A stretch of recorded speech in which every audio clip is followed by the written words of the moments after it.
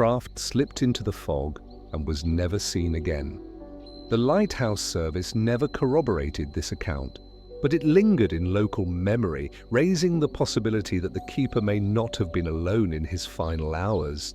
Residents who lived near Capian whispered that the man might have been swept away by the unpredictable weather, as sudden squalls were known to rise and batter the island with little warning.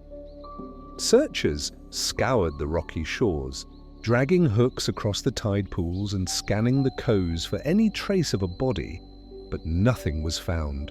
His absence left the tower strangely quiet, and those who remained said that for weeks afterward, they felt as though the place itself held its breath.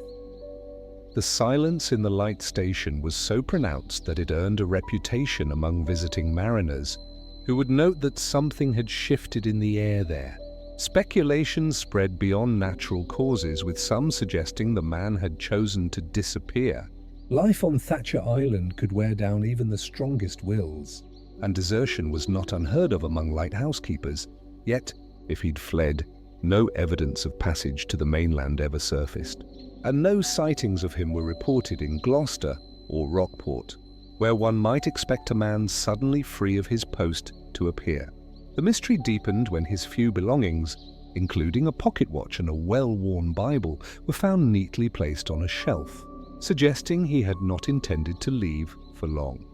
Many who lived in Gloucester at the time remembered that the island had long been associated with strange happenings, and local fishermen swore that on nights of heavy fog, voices could be heard echoing across the water, as though men were shouting orders that never reached their destination. The keepers themselves admitted in private letters that the sound carried in unsettling ways around the twin towers, amplifying whispers into something more ghostly. And it was not uncommon for new watchmen to request reassignment after only a season on the rock. Whether these voices were tricks of the sea or something far older, they added to the unease surrounding anyone stationed there. Another version of the tale leaned into the supernatural, and older fishermen spoke of strange lights seen offshore around the time of his disappearance. These were said to flicker in the dark like lanterns on invisible boats, moving in ways no vessel could. Some claimed they were will-o'-the-wisps. Others thought them signals from drowned sailors, and some believe they lured the watchmen away. Although impossible to verify, the story fit neatly into a tradition of maritime folklore that made lighthouses not only practical landmarks, but also stages for legends that blurred the line between fact and imagination. The keepers who remained after the incident found the weight of silence difficult to bear, especially during the winter months when ice rimmed the towers and storms cut them off completely. Some reported hearing footsteps on the staircases when no one was there, or knocks on the door in the dead of night that went unanswered. These accounts, while never officially recorded, were shared among lighthouse families and grew into warnings for new arrivals who are told to never wander the island's cliffs alone after dusk. Whether these stories reflected grief, fear, or genuine encounters is uncertain, but they ensured that the memory of the missing watchman did not fade. An inquiry was eventually made, as was custom when a keeper or watchman was lost, but its findings were inconclusive. The most official explanation suggested he had likely slipped on wet rocks while inspecting the shoreline and been claimed by the surf. Yet such a conclusion satisfied no one fully, for the absence of a body in such a well-arced area seemed odd. The Atlantic had taken countless lives, but in many cases it had also given them back, washing ashore reminders of the danger. Here there was nothing. No hat, no boot, no scrap of clothing, only an empty station and unanswered questions. Linking it to a string of Atlantic vanishings, paranormal researchers in the mid-10th century turned their focus to the story of the lost watchman. They argued that the isolation, the monotony, and the strange acoustics of the sea could distort the senses, creating situations where reality and hallucination blurred. Still, even those who offered rational explanations admitted that the disappearance on Thatcher Island was unusual in its lack of resolution compared to other cases. While carrying out maintenance on the lighthouse years later, engineers uncovered initials carved into the underside of a workbench in the oil room, letters belonging to none of the three men on record. No one could say when the carving had been made, but the rough marks looked recent, as if scratched hurriedly into the wood with a knife. Some suggested it might have been a sign left by the missing keeper himself, while others wondered if it hinted at an unknown presence on the island that night. Generations later, visitors to Thatcher Island still remark on the atmosphere that hangs over its grounds.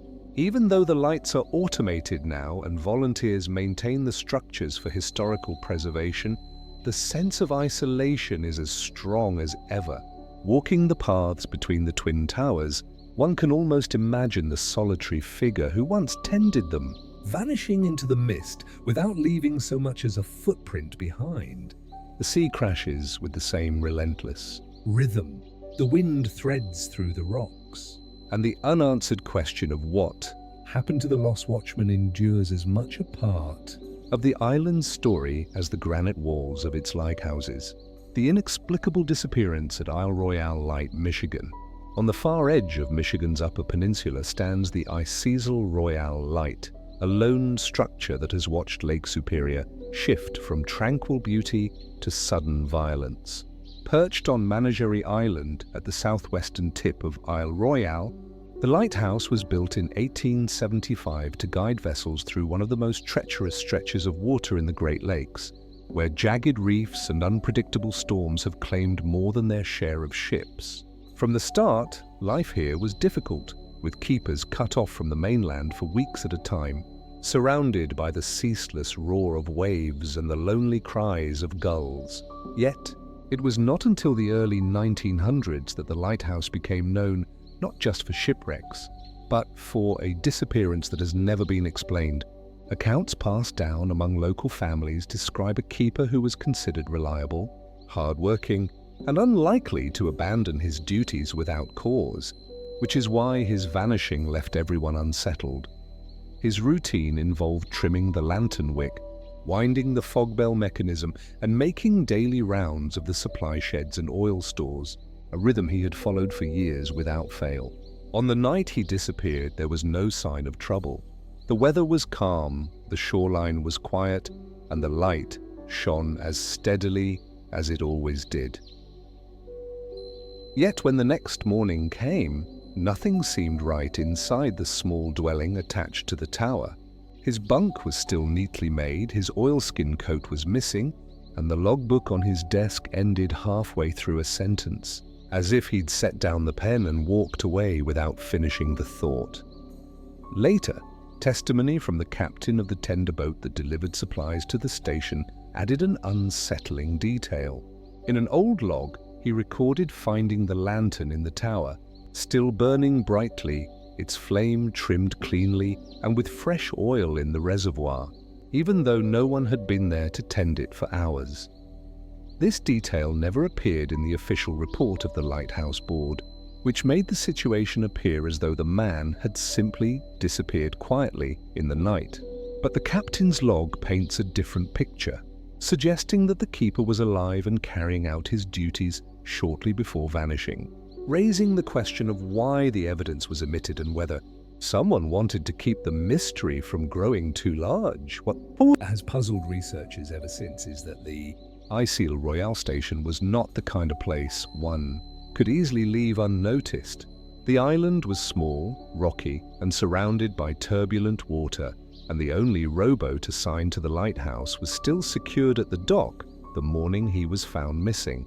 Had he attempted to swim away, the frigid temperatures and strong current would have made survival nearly impossible, and yet nobody ever washed ashore despite extensive searches by local fishermen and the US Life-Saving Service. The idea that he might have fallen accidentally also fails to explain the missing coat, the unfinished log entry, or the fresh condition of the lamp that greeted the relief crew. Strange as it may seem, whispers of unexplained happening on Isle Royale did not begin with the keeper's disappearance. Sailors, who passed the island on stormy nights often told stories of hearing bells tolling across the waves even when the fog mechanism was silent. And there were persistent tales of phantom lights moving across the ridges inland as though someone was walking with a lantern where no path existed. Local Ajuwe traditions already held Isle Royale as a place of spirits and visions, and some of those old beliefs began to merge with the newer mystery of the missing keeper, creating a narrative that the island itself resisted long occupation by outsiders. The lack of clear answers invited speculation in the years that followed, and by the 1920s, the story was circulating in paranormal journals alongside other vanishings at remote lighthouses. Some writers linked it to the infamous disappearance of the three keepers at the Flans in Scotland, noting the similarities in the untouched living quarters. The logbook cut short, and the sense that the men had been interrupted mid-task. But while the Scottish case became a fixture of maritime folklore, the Isle Royale disappearance remained relatively obscure, tucked away in local memory and official files, perhaps because the Lighthouse Board avoided publicity and quietly reassigned the station without fanfare. The oil room itself became part of the legend when, during later repairs, maintenance crews stumbled upon something unusual. Carved into the underside of a wooden workbench were a set of initials that did not match any of the names in the official keeper records.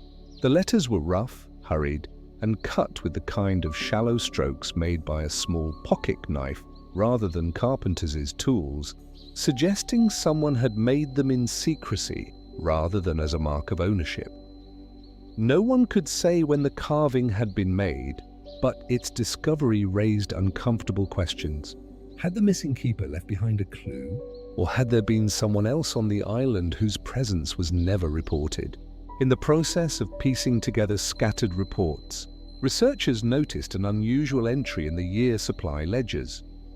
One inventory list mentioned an extra barrel of lamp oil that never appeared in later records, leading some to speculate that either it had been stolen or used by someone not accounted for in the logs. If there had been an intruder, perhaps a shipwreck survivor or fugitive hiding out on East Cecil Royale, that might explain the missing supplies and even the carved initials. But it does little to account for the keeper himself vanishing without leaving behind any physical remains. Folklore enthusiasts have sometimes tied the disappearance to the island's darker reputation. Stories of men losing their bearings, wandering inland, and never returning were not uncommon, and prospectors who once scouted Isle Royale for copper claimed to have heard voices calling their names from the forest. The lighthouse, though isolated, stood at the edge of this haunted geography, and to some it seemed fitting that one of its keepers would simply dissolve into the same silence that swallowed unlucky wanderers.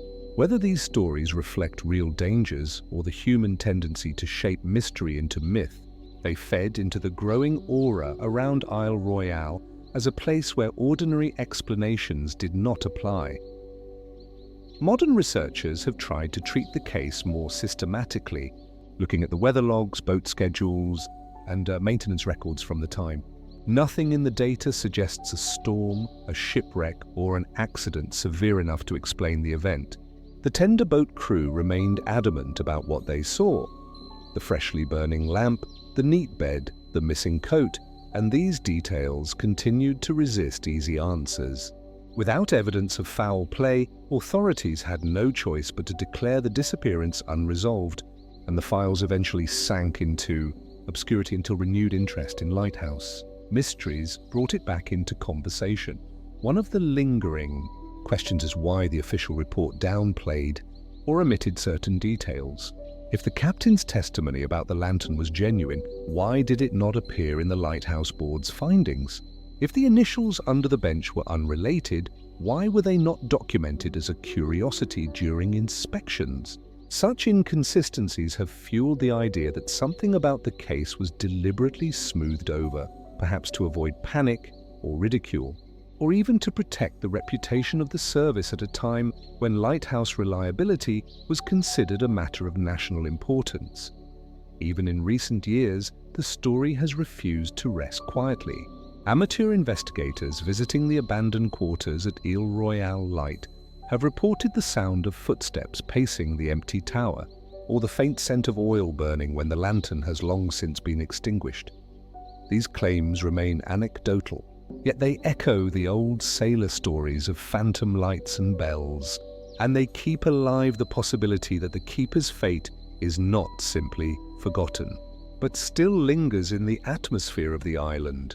Though over a century has passed since the disappearance, no definitive explanation has ever surfaced. The records remain fragmentary, the testimony is contradictory, and the traces left behind. The unfinished logbook, the burning lantern, the carved initials only complicate rather than clarify the picture.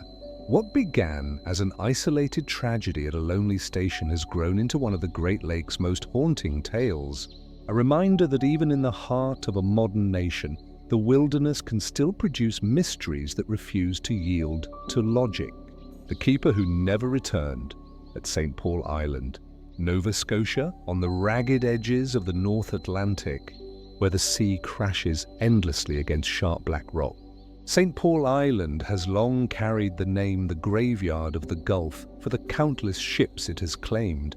Its position in the Kabat Strait separating Cape Breton from Newfoundland made it both an essential beacon for navigation and one of the loneliest postings for a lighthouse keeper. In the early 1900s, men stationed here lived under constant threat of fog so thick it smothered sight, storms that rattled the towers like they were toys, and waves powerful enough to fling driftwood far inland. It was within this unforgiving setting that one keeper vanished without explanation.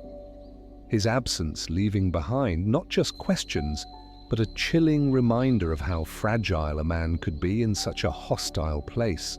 At the time of his disappearance, the keeper had been described as steady and dutiful, a man who rarely drank and was respected for his reliability, which made his vanishing all the more unnerving. According to the station's logbooks, his last recorded duties had been performed without issue. He had trimmed the lamps, checked the oil supply, and signed off a weather entry just before midnight. The next morning, his fellow assistants found his bed unslept in, his boots gone from their usual spot, and no trace of him anywhere along the grounds. His oilskin coat was also missing, which suggested he may have gone outside into the night. But there was no reason why he would have done so during a storm unless something had drawn his attention. Among the islanders who later spoke of the disappearance was a fisherman who claimed that on the night in question, he'd seen a dim-moving light weaving along the cliffs near the lighthouse. At an hour when no keeper was expected to be outside, he described it as a lantern, glow that swayed unevenly as if carried by someone struggling against the wind. And though he watched for several minutes, it never seemed to reach the safety of the building. The account was never included in the official inquiry, but locals whispered that the story was deliberately dismissed because it raised more questions than answers about where the keeper went and what he might have encountered in the dark. Almost at once, search parties spread across the rocky island, combing every stretch of shoreline in the hope that he was hurt but still alive. The station sat on a treeless, windswept expanse, which meant that anyone moving about could usually be seen from a distance. Yet not a single sign of him was discovered. Patrols along the jagged cliffs turned up nothing more than broken gull wings and shattered driftwood, both carried in by the tide. The shoreline was dangerous with sudden drops and slippery stones, and it was suggested that perhaps he'd gone too close to the edge and been swept away, though his fellow keepers insisted he was too cautious for such a mistake. As the mainland learned of his vanishing, mariners whispered versions of the tale that grew increasingly grim. Fishermen in nearby communities spoke of strange lights on the cliffs in the nights before he vanished, claiming that they had seen a flicker that did not belong to the lighthouse beam. Some insisted that the keeper might have followed those lights, believing they signaled a ship in distress, only to discover too late that the sea had lured him to his doom. Others recalled old tales of St. Paul Island being haunted by the sailors who had perished there, wandering spirits who disliked the presence of keepers and sometimes led them astray. Relief crews sent from Cape Breton arrived a few days later and carried out their own investigation, noting that the lamp in the tower had been carefully tended in the hours after his supposed disappearance. The flame was steady and the lens spotless, which led some to believe he had returned to perform his duties before vanishing again, or that one of the assistants had secretly maintained the light and chosen not to admit it. Confusion grew, and one assistant admitted hearing knocking on the tower door in the early hours of the morning, though he found no one when he checked. This detail was quietly omitted from official reports, but it circulated among locals who whispered that it had not been a man at the door at all. The search expanded beyond the island itself, with nearby waters dragged and fishing nets lowered in hopes of catching clothing or remains. Nothing was ever recovered. No body, no personal belongings, not even the coat that was presumed to have been taken. A disappearance at sea was not uncommon in that era, but the utter lack of physical evidence made it deeply unsettling. Families of keepers who heard the story began to worry that the isolation itself was driving men to madness, as if the constant roar of wind and sea could erode the mind. The case at St. Paul Island was cited in maritime papers as an example of the psychological dangers faced by lighthouse crews, even as others argued that something far more literal had carried him away. One assistant who survived the posting later described the missing keeper as restless in the nights just prior to his disappearance. He'd been seen pacing the grounds, stopping often to stare out into the fog as though listening to something beyond hearing. When asked about it, he brushed it off, saying he thought he heard voices carried over the wind, but dismissed it as his imagination. These recollections, shared much later, only deepened the mystery, for they hinted at a state of mind that might have driven him to leave the safety of the station voluntarily. Scholars of the sea continue to argue whether the vanishing was simply an unfortunate accident or evidence of something unexplained. One school of thought leans toward the possibility of suicide, noting the immense strain the isolation placed upon keepers during winter storms when resupply was nearly impossible. Yet, no farewell letter was ever found, no indication in the logs that he was despondent or unwell. Others point to the dangers of the cliffs themselves, suggesting that perhaps he ventured out in the storm to inspect damage or investigate a noise, only to lose his footing. The theory may be practical, but the unsettling detail remains that not a single trace of him surfaced afterward. Despite exhaustive searches among locals in Nova Scotia, the tale of the keeper who never returned has taken on a more folkloric quality. Some versions tell of a phantom ship ablaze in the strait, whose appearance always heralded disaster for anyone stationed on the island. In these tellings, the keeper vanished because he followed the burning ship into the fog, never to come back. Other versions are quieter, describing how the sea simply claimed him, leaving nothing behind, as if the island itself had taken what it wanted. Whether told by fishermen over a pint or by guides leading curious travelers, the story retains its grip because of the silence that surrounds it. There are no answers, only the gaps left by absence. What endures in the historical record is the sense of unease the disappearance left among those who remained.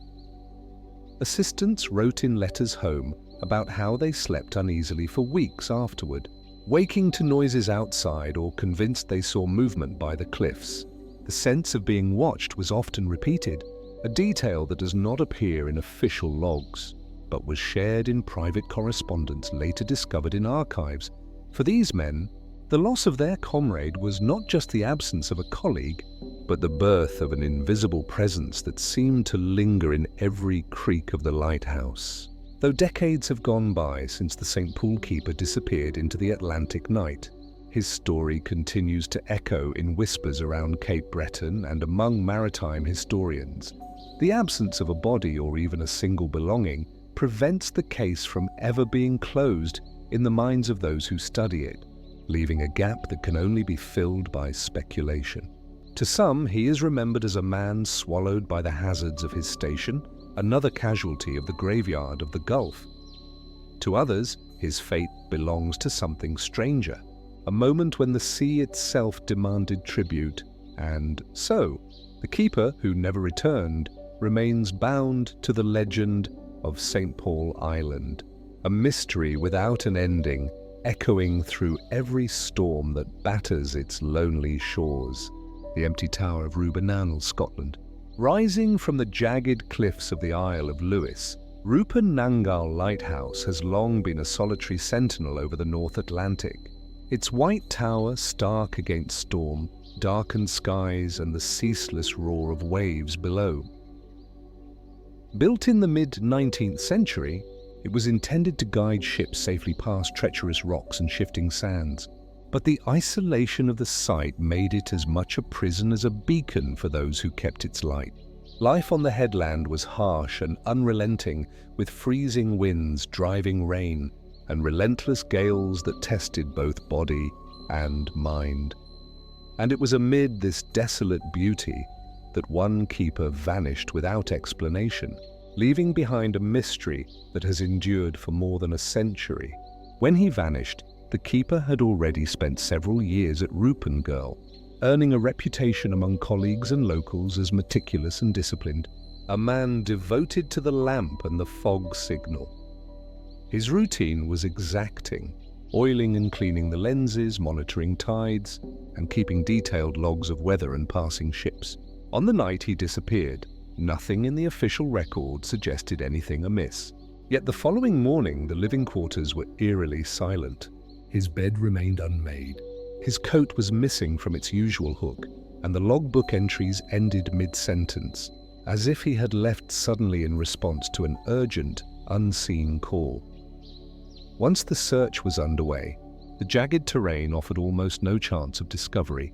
Volunteers combed the cliffs, scouring every inlet and crevice, but the only traces they found were scattered seabird feathers and the occasional battered driftwood log. The waves crashed with unrelenting force, making any attempt to descend to the shoreline perilous, and the wind whipped so fiercely that cries of the searchers were often carried away before reaching the ears of others. Despite the scale of the effort, no evidence of the missing man was ever uncovered, leaving his absence to linger like a shadow over the lighthouse itself. Rumors quickly spread among the nearby fishing communities, where tales of the lighthouse's haunted reputation were already well established. Some claimed that on stormy nights, the foghorn would sound even when it had been deactivated, and strange lights were sometimes seen moving along the cliffs as if someone were pacing the rocks. A few sailors swore that the beam of the lighthouse, while bright, seemed to flicker unpredictably, as though it were aware of an unseen presence, and they hesitated to pass too close, telling stories that blurred the line between superstition and observation. Arriving days later, the relief crews found the lamp in impeccable order, its steady flame suggesting it had been tended by an unseen presence. This peculiar detail raised questions about the timeline of his disappearance and whether he had performed some of his duties shortly before vanishing. Some speculated that he may have stepped outside to investigate a noise or signal, perhaps a ship in distress, and been taken by a sudden gust or hidden crevice, though nothing in the surrounding area bore any sign of struggle or passage. The lack of physical evidence only heightened the sense of unease and mystery that enveloped the station. Through generations, local oral accounts kept the mystery alive and growing. An elderly fisherman recalled seeing a faint glow moving along the cliffs late that night, swaying as though someone carried a lantern against the wind. When he tried to approach, the glow vanished into the fog, leaving only the sound of surf and distant seabirds. He insisted that it had not been a ship, nor did it resemble any human activity he had seen before. And though he told the story many times, it was dismissed by authorities as the imagination of a man accustomed to solitary nights at sea. Yet these accounts persisted, whispered over decades as a supplement to the official reports, reinforcing the idea that the lighthouse itself was a stage for something inexplicable. Upon closer inspection, scholars noted that the official records contained several inconsistencies. While the logbook indicated the keeper had been performing his duties that night, the relief crew's testimony suggested that certain equipment had been tended in ways that would have been impossible for a man already missing. The foghorn had been wound correctly, the lantern trim appeared recently completed, and minor maintenance checks on the machinery had been accomplished. Though there was no explanation for who could have done this, some proposed that the keeper may have briefly returned to complete these tasks before disappearing for good. But there is no corroborating evidence to support this theory, leaving only speculation. One of the most mysterious discoveries came months later when an inspection of the storage shed revealed initials carved into the underside of an oil chest that did not match those of any documented staff. The letters were rough and uneven, scratched as if hastily, and though their origin remains uncertain, some have suggested they might have been left by the missing keeper, or perhaps by an unknown visitor. No tools or knives were found nearby, and the relief crews were perplexed by how or why anyone would have made such a mark on a well-locked storage item. The ambiguity added another layer of unease to the narrative surrounding the lighthouse. Several theories emerged to explain the vanishing. Some suggested that the harsh conditions and ceaseless winds might have caused the keeper to lose his footing and fall from a cliff into the sea. Others speculated the isolation over time could have led to disorientation or delirium, causing him to wander away from safety. Yet, these explanations struggled to account for the carefully maintained lamp and the absence of any personal belongings along the cliffs or shoreline. There was no sign of struggle, no note, no footprints leading into the water, leaving the circumstances of his disappearance frustratingly unresolved. Over time, the legend of the missing keeper grew among locals and visitors alike. Tourists who later visited Rabanangal often reported a sense of watching eyes, an uncanny feeling of being observed in the fog, and some claimed to hear footsteps on the lighthouse stairs when the structure was otherwise empty. These sensations, while anecdotal, reinforced the sense that something unusual had occurred, and the story of the vanishing became part of the cultural lore of the Outer Heads. Folklore is often intertwined with fact, creating a haunting narrative that merges the natural perils of the cliffs with the mysterious absence of the lighthouse keeper. The site itself has changed little since the early 20th century, standing as a silent testament to human effort and the unforgiving forces of nature. Automation eventually replaced the need for a full-time keeper. But even with modern equipment, the isolation of Rabanangal remains palpable. Historians and enthusiasts who study the lighthouse continue to examine logbooks, correspondence, and anecdotal accounts, hoping to shed light on what happened. Yet, the lack of definitive evidence keeps the story suspended in a liminal space between fact and legend, a mystery that refuses to be fully resolved despite decades of scrutiny. Despite repeated searches and ongoing curiosity, no new evidence has surfaced to explain the disappearance. Contemporary researchers visiting the lighthouse have sometimes noticed peculiarities, such as a lamp that seems slightly out of place or faint indentations on the stair treads, yet nothing conclusive has been recorded. These subtle observations only deepen the aura of mystery, suggesting that even in the presence of modern technology, the lighthouse maintains a hold on the imagination that mirrors the isolation and danger the keepers once faced. Stories of Rabanangal have influenced maritime folklore far beyond the Hebdes.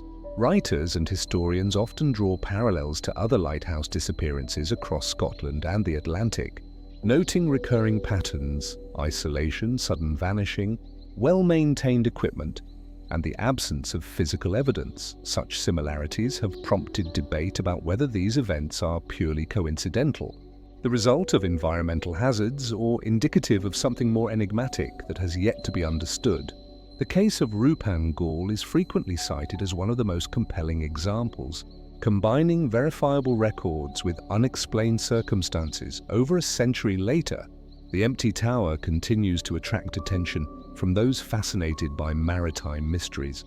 Scholars, photographers, and paranormal enthusiasts travel to the outer Hebrides to experience the cliffs and observe the lighthouse in situ, often remarking on the same eerie silence described in early accounts. The building itself appears unchanged by time, and its stark white walls remain a solitary presence against the sea, a reminder of both human perseverance and the capacity of nature to overwhelm. Visitors leave with questions rather than answers, reflecting the enduring enigma of the missing keeper. From logical reasoning to paranormal conjecture, the disappearance has inspired countless theories. Some suggest that extreme weather or a sudden rogue wave swept the keeper into the sea, a simple but tragic accident. Others lean towards psychological explanations, proposing that months of isolation, combined with stress from heavy storms, could have induced a state of panic or delirium. Yet the deliberate condition in which the lamp was left, the carved initials and anecdotal reports of lights and sounds in the fog resist neat categorization. The mystery endures because the evidence refuses to fit comfortably into any one explanation, leaving space for imagination and legend. Even those who approach the story skeptically acknowledge that Rupan Gaul presents challenges to conventional reasoning. The cliff faces, jagged and slippery, the unpredictable tides and the powerful winds all contribute to an environment in which missteps can be fatal.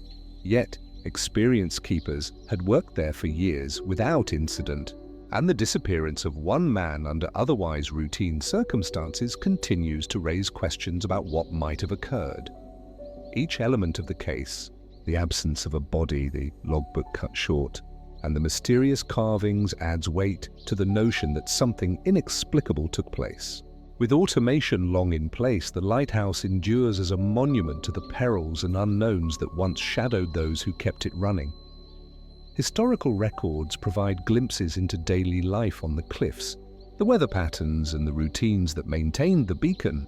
Yet they also leave gaps, unfilled spaces that draw attention to the missing keeper. Researchers still debate the case, cross-referencing accounts from the time, photographs, and surviving logbooks. And while theories abound, the tower's silence resists any definitive conclusion. Rupan Gaul's story still resonates, blending tangible danger with an enduring sense of mystery. Visitors to the lighthouse report sensations of isolation, fleeting shadows, and unexplained noises echoing the experiences of early keepers. In literature and oral histories, the case is often cited alongside other notable disappearances in Scotland, creating a pattern of intrigue that underscores the vulnerabilities of those who worked in remote lighthouses. The empty tower remains a witness to these events, holding secrets of the past that the sea and the wind have guarded with relentless patience. Across the outer heads, historians and visitors alike confront a story that remains unresolved. The disappearance of the Rupan Gaul keeper. The accounts, though fragmented, coalesce into a narrative of sudden absence and unanswered questions. A story that is repeated in maritime journals, local lore, and scholarly research. While no single detail provides closure, the combination of well-maintained equipment, the vanished man, and the eerie environment leaves a lingering impression of unease. The lighthouse endures, but the mystery of the empty tower remains as deep and impenetrable as the Atlantic waves that crash below its cliffs. The phantom of Boone Island Light, Maine. Boone Island rises from the Atlantic with a grim reputation, its jagged rocks barely surfacing above the relentless waves, earning it the nickname the loneliest island in Maine. The lighthouse perched atop its cliffs was built in 1799 to warn ships, away from the deadly reef, but the isolation of the location made life there perilous for the keepers who tended the light. Storms arrived without warning, swallowing rowboats, drenching buildings, and erasing any sense of routine. In the early 1800s, a disappearance occurred that would haunt local lore for generations. A vanishing that left no body, no footprints, and only the cold, roaring sea as witness. Known among colleagues for his caution and dependability, the keeper documented his observations with meticulous care.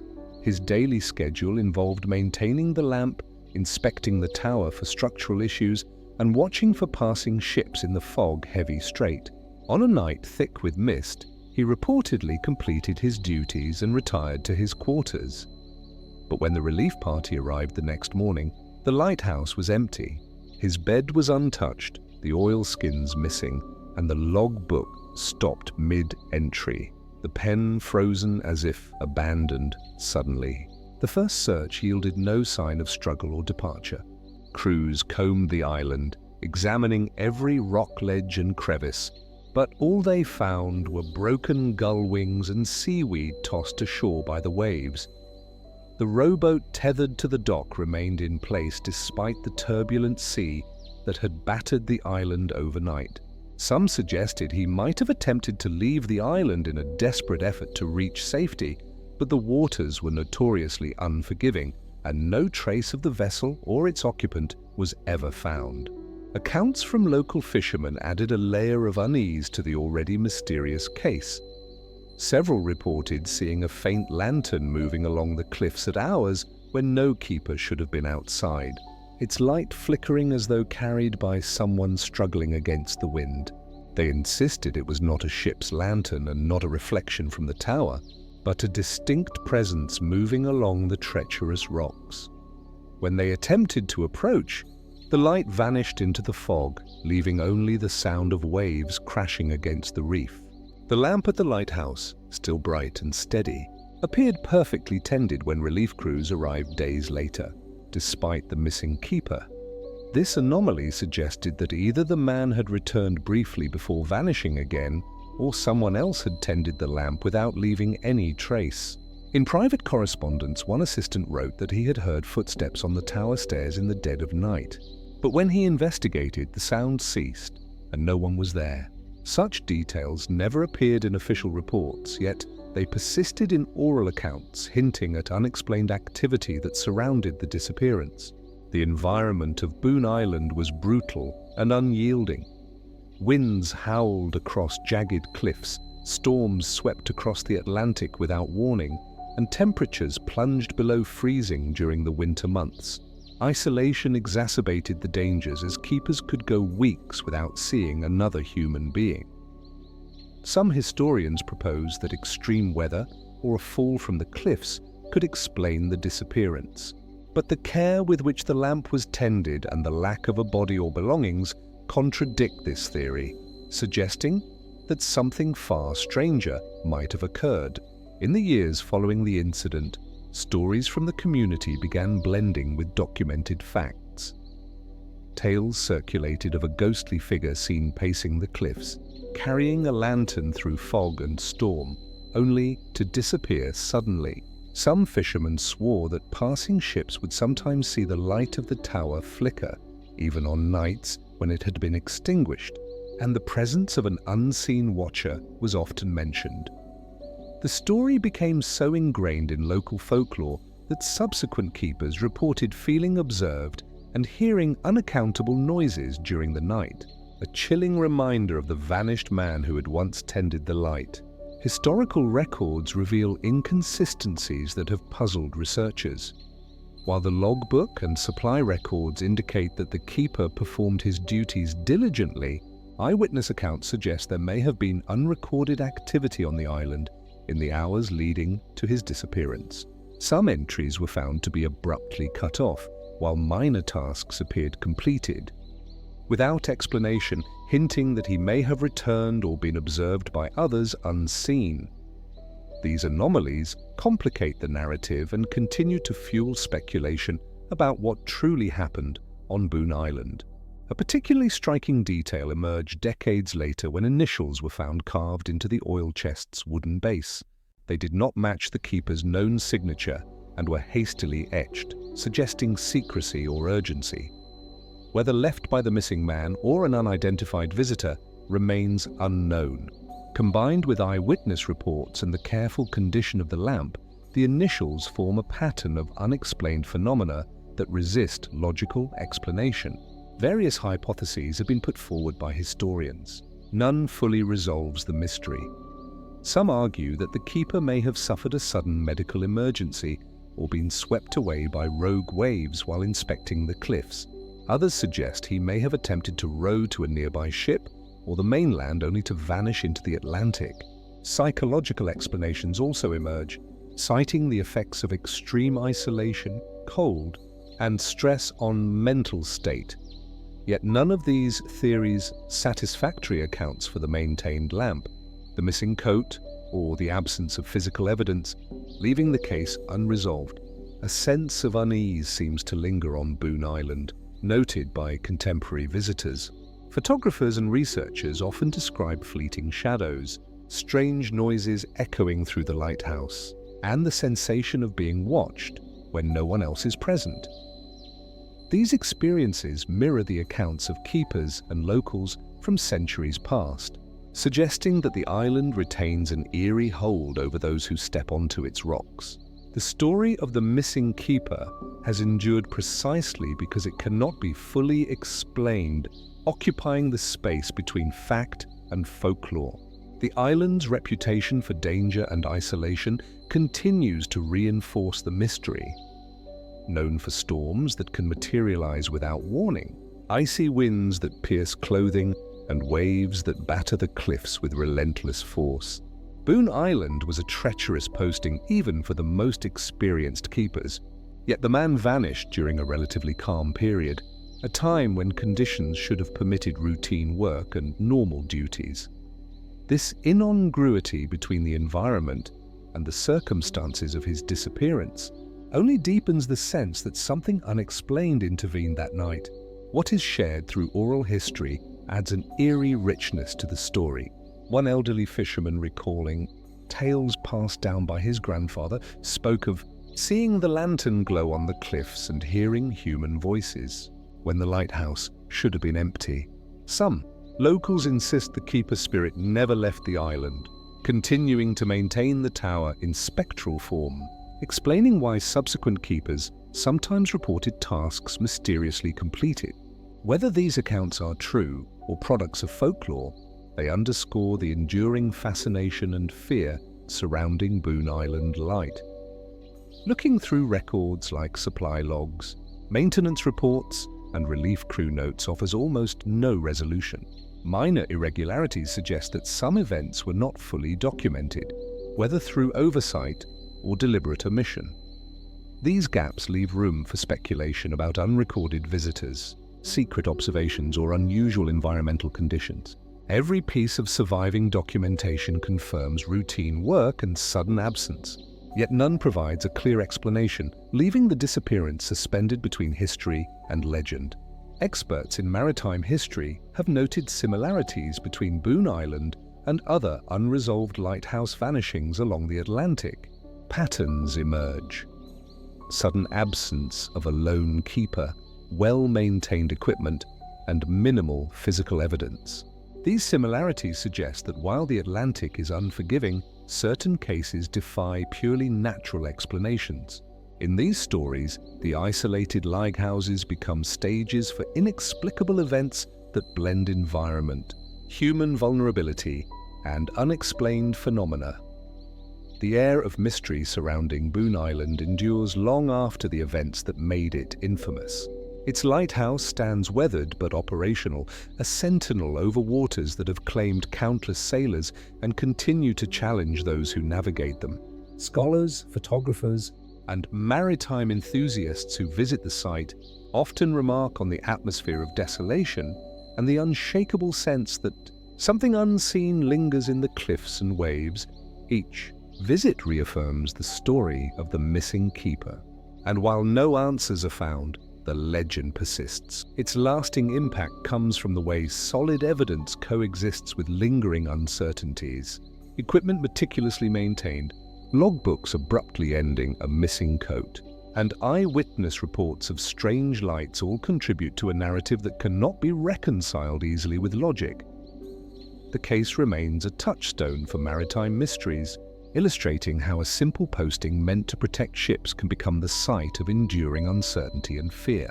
Across decades, the story has been retold, evolving in detail and scope, but never losing its central enigma.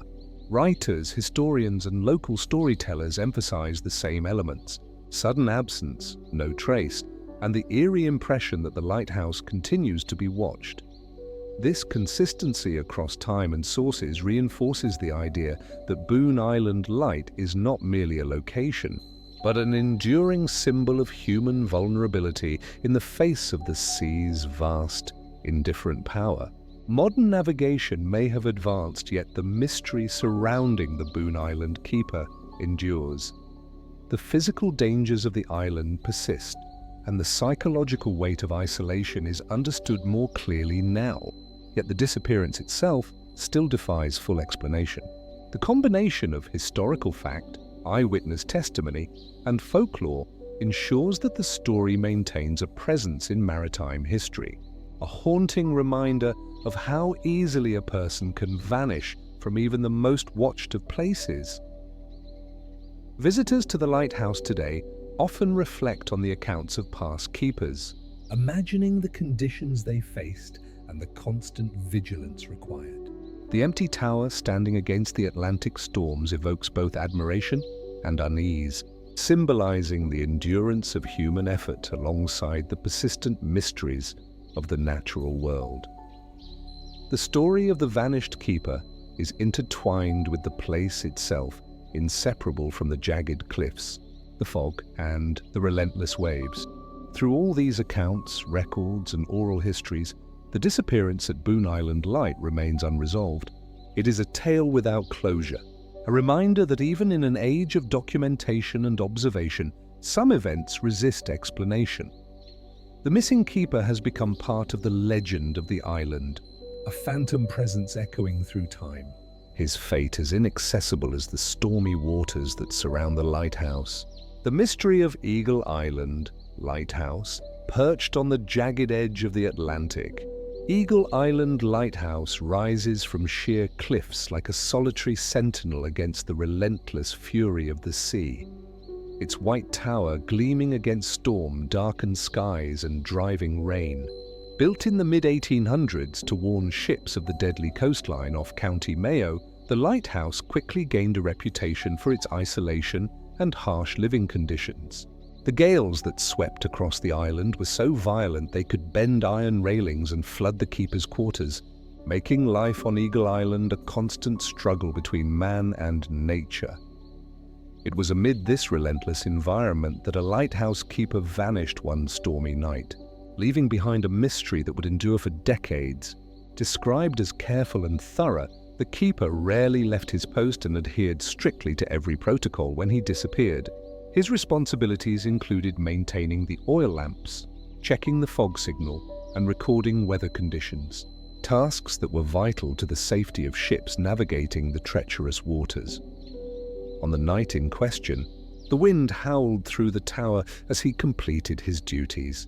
Yet nothing in the log suggested anything unusual. When relief arrived the following morning, however, his bed was untouched, his oilskin coat was gone, and the logbook entries abruptly stopped, leaving only silence where once there had been careful documentation. Every accessible part of the island was checked as relief crews launched an immediate search. They scaled slippery cliffs, examined the rocky shoreline, and waded through storm-battered coves but found no trace of the keeper. The only evidence left behind was scattered seaweed and driftwood tossed onto the rocks by high tides. Some hypothesized that he had ventured too close to the cliffs in the storm and been swept away. Yet, experienced keepers familiar with the terrain argued that such a mistake would have been unlikely for a man of his skill and caution. The absence of any physical evidence made the disappearance all the more perplexing. The night the keeper disappeared, maritime observers from nearby towns reported inexplicable events. Several fishermen reported seeing a faint light moving along the cliffs, unlike the steady beam of the lighthouse, flickering as if carried by someone struggling against the wind. When they approached, the glow vanished into the fog, leaving only the roar of the waves and the distant cries of seabirds. These eyewitness accounts were never included in official reports, but persisted in local lore, painting a picture of a man or presence navigating the dangerous cliffs amid the storm. Relief crews noted a puzzling detail when they inspected the lighthouse. The lamp had been carefully maintained, its flame bright and steady despite the absence of the keeper. This suggested that either he had returned briefly before vanishing again, or that someone else had attended to the light without leaving a trace. One assistant later wrote, privately, that he'd heard footsteps on the spiral staircase in the dead of night. Yet when he investigated, the sound ceased abruptly with no one in sight. These accounts, though unofficial, added an unsettling layer to the already mysterious disappearance. The environment of Eagle Island amplified the danger of every decision. High winds, freezing rain, and pounding waves created conditions that could disorient even the most experienced keepers. Isolation added a psychological strain as men often went weeks without seeing another human being. Some historians propose that the keeper may have succumbed to a sudden fall or a moment of disorientation. Yet these explanations do not account for the carefully maintained lamp or the absence of personal belongings. The more practical theories fail to reconcile the details that suggest something unusual occurred that night. Time later saw locals recounting tales where the boundary between fact and myth disappeared. An elderly sailor claimed he'd seen a figure pacing along the cliffs, carrying a lantern that swayed unnaturally against the wind, disappearing suddenly into the fog. Some whispered that the keeper's spirit continued to tend the lamp, maintaining the lighthouse in spectral form. These tales, repeated over generations, reinforced the notion that Eagle Island had become a stage for unexplained activity, a place where human presence and the mysteries of the sea intertwined. Examination of historical records revealed inconsistencies that have puzzled researchers for years. Logbooks indicated the keeper performed his duties that night. Yet anecdotal evidence and minor anomalies suggested unrecorded activity. Some entries stopped mid-sentence while minor maintenance tasks appeared completed without explanation. Such inconsistencies hinted events that were never documented or perhaps deliberately omitted, leaving gaps in the narrative that fuel ongoing speculation about the disappearance.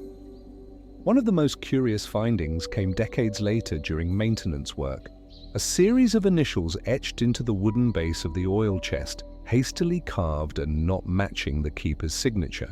Whether they were left by the missing man or an unknown visitor remains a mystery. Along with the carefully maintained lamp and eyewitness reports of moving lights, these carvings contribute to an enduring sense of the unexplained surrounding Eagle Island Lighthouse. Theories surrounding the disappearance vary widely.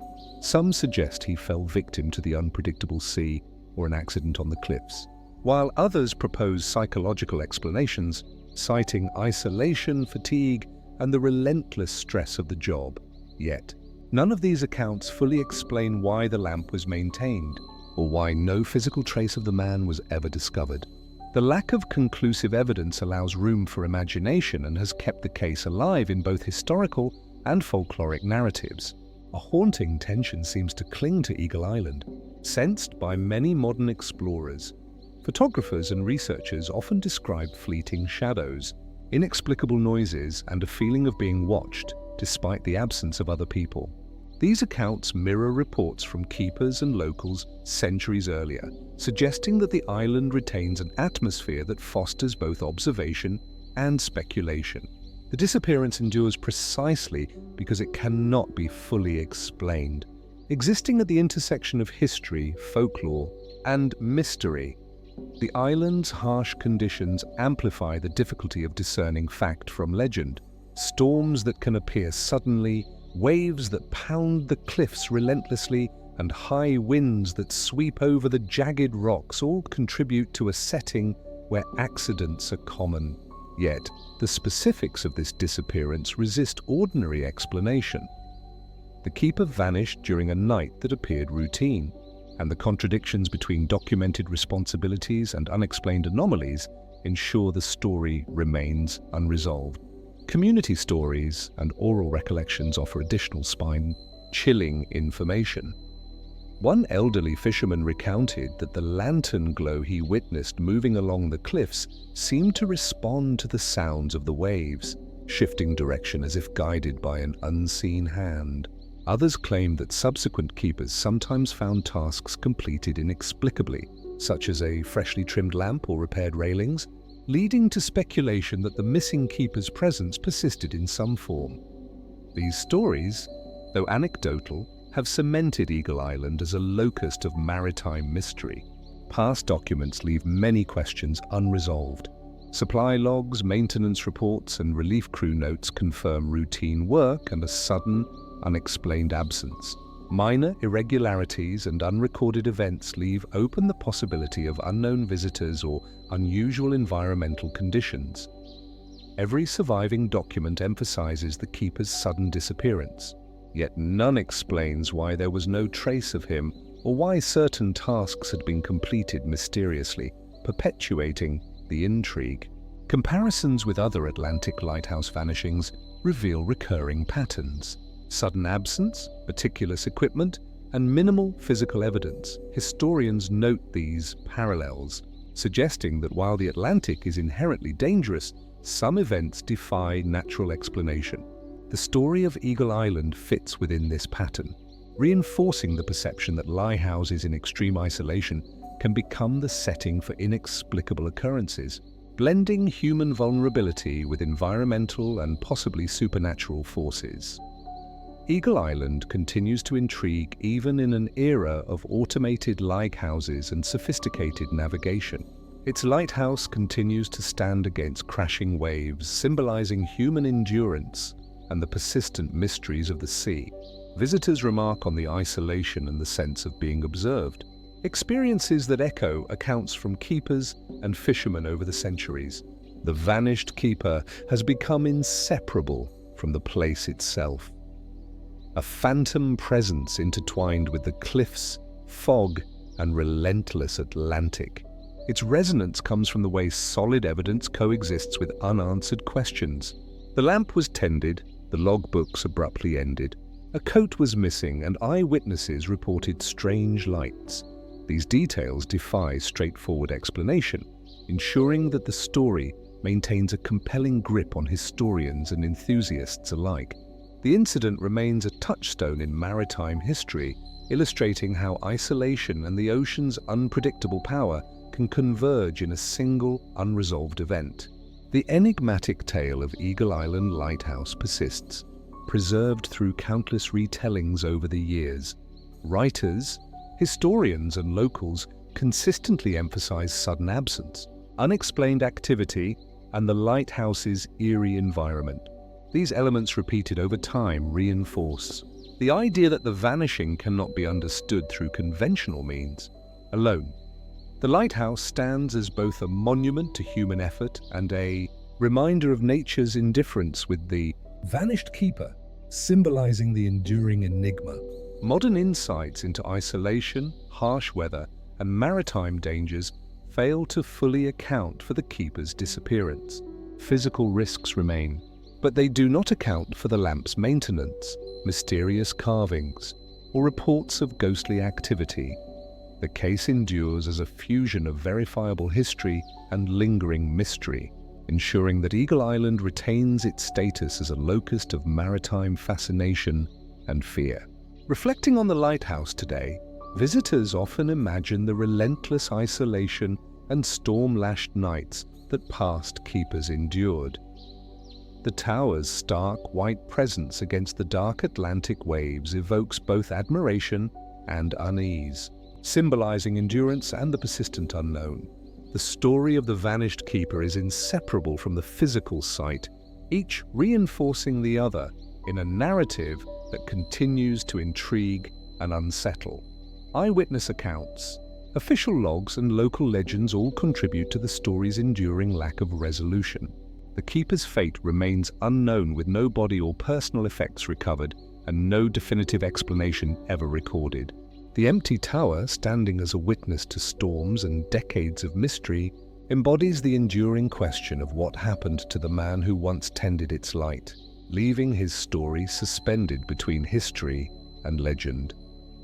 The keeper, who vanished from Teak Rock, Oregon Teelum Rock, rises from the Pacific Ocean like a jagged sentinel, a dark monolith constantly battered by waves that crash against its cliffs with relentless fury and winds that scream across its narrow ledges, slicing through any sense of calm.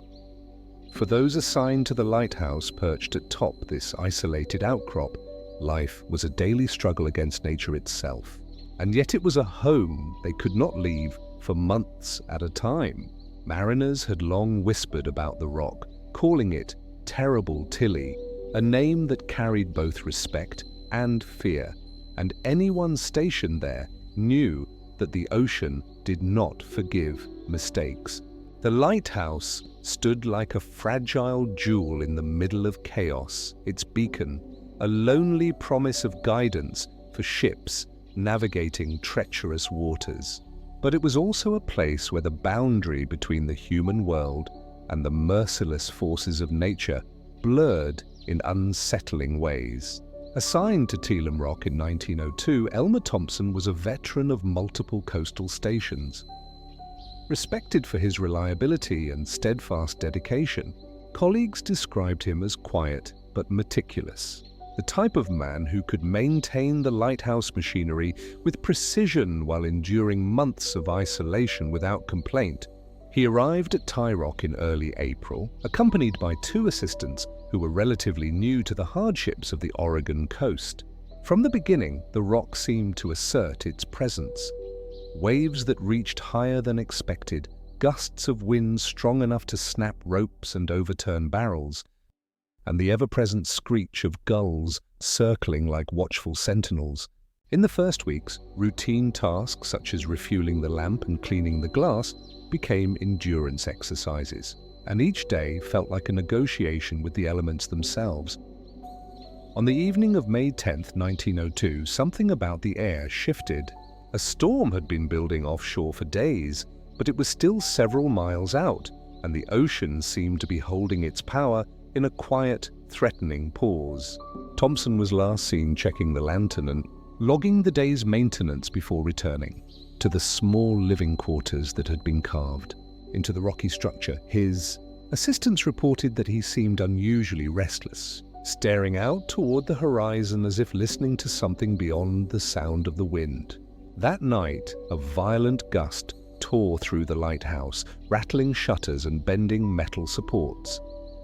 And when the assistants tried to reach Thompson to make sure he was safe, the door to his quarters was empty. No note, no sign of struggle, no indication that he had prepared to leave. It was as if the storm itself had swallowed him whole. Teams of rescuers set out immediately, confronting the violent surf and sheer stone faces that gave the rock its deadly reputation. They climbed jagged faces of stone, peered into every crevice, and even searched the small caves and ledges that jutted from the base, hoping to find some trace of Thompson. But the only evidence they uncovered was scattered driftwood and broken gull feathers tossed about as though nature had rearranged the world while keeping its secrets intact. The assistants, traumatized by the sudden disappearance, gave varying accounts of the night, with some claiming that they had heard footsteps echoing on the rocks outside the lighthouse, while others swore they had glimpsed a flickering light moving along the cliff face separate from the beacon, a glow that shifted impossibly against the wind. Long wary of the dangerous waters, fishermen observed peculiar phenomena the night Thompson disappeared. One recalled a faint, wavering lantern-like light bobbing above the surf, moving in a pattern that suggested deliberate navigation. But when he attempted to approach it in his small boat, it disappeared into the fog without a trace. Others described hearing sounds over the water that could not be explained. A low hum like the resonance of machinery, far beyond the capabilities of a lighthouse, or voices calling out in a tone that was human but carried an unnatural echo. Even seasoned sailors who had spent years navigating the Oregon coast admitted they had never felt such a foreboding presence emanating from the rock. Investigators examined the lighthouse itself, looking for any mechanical failures or structural issues that might have caused Thompson to fall or become trapped. But the equipment was intact and functioning, and the quarter showed no signs of struggle.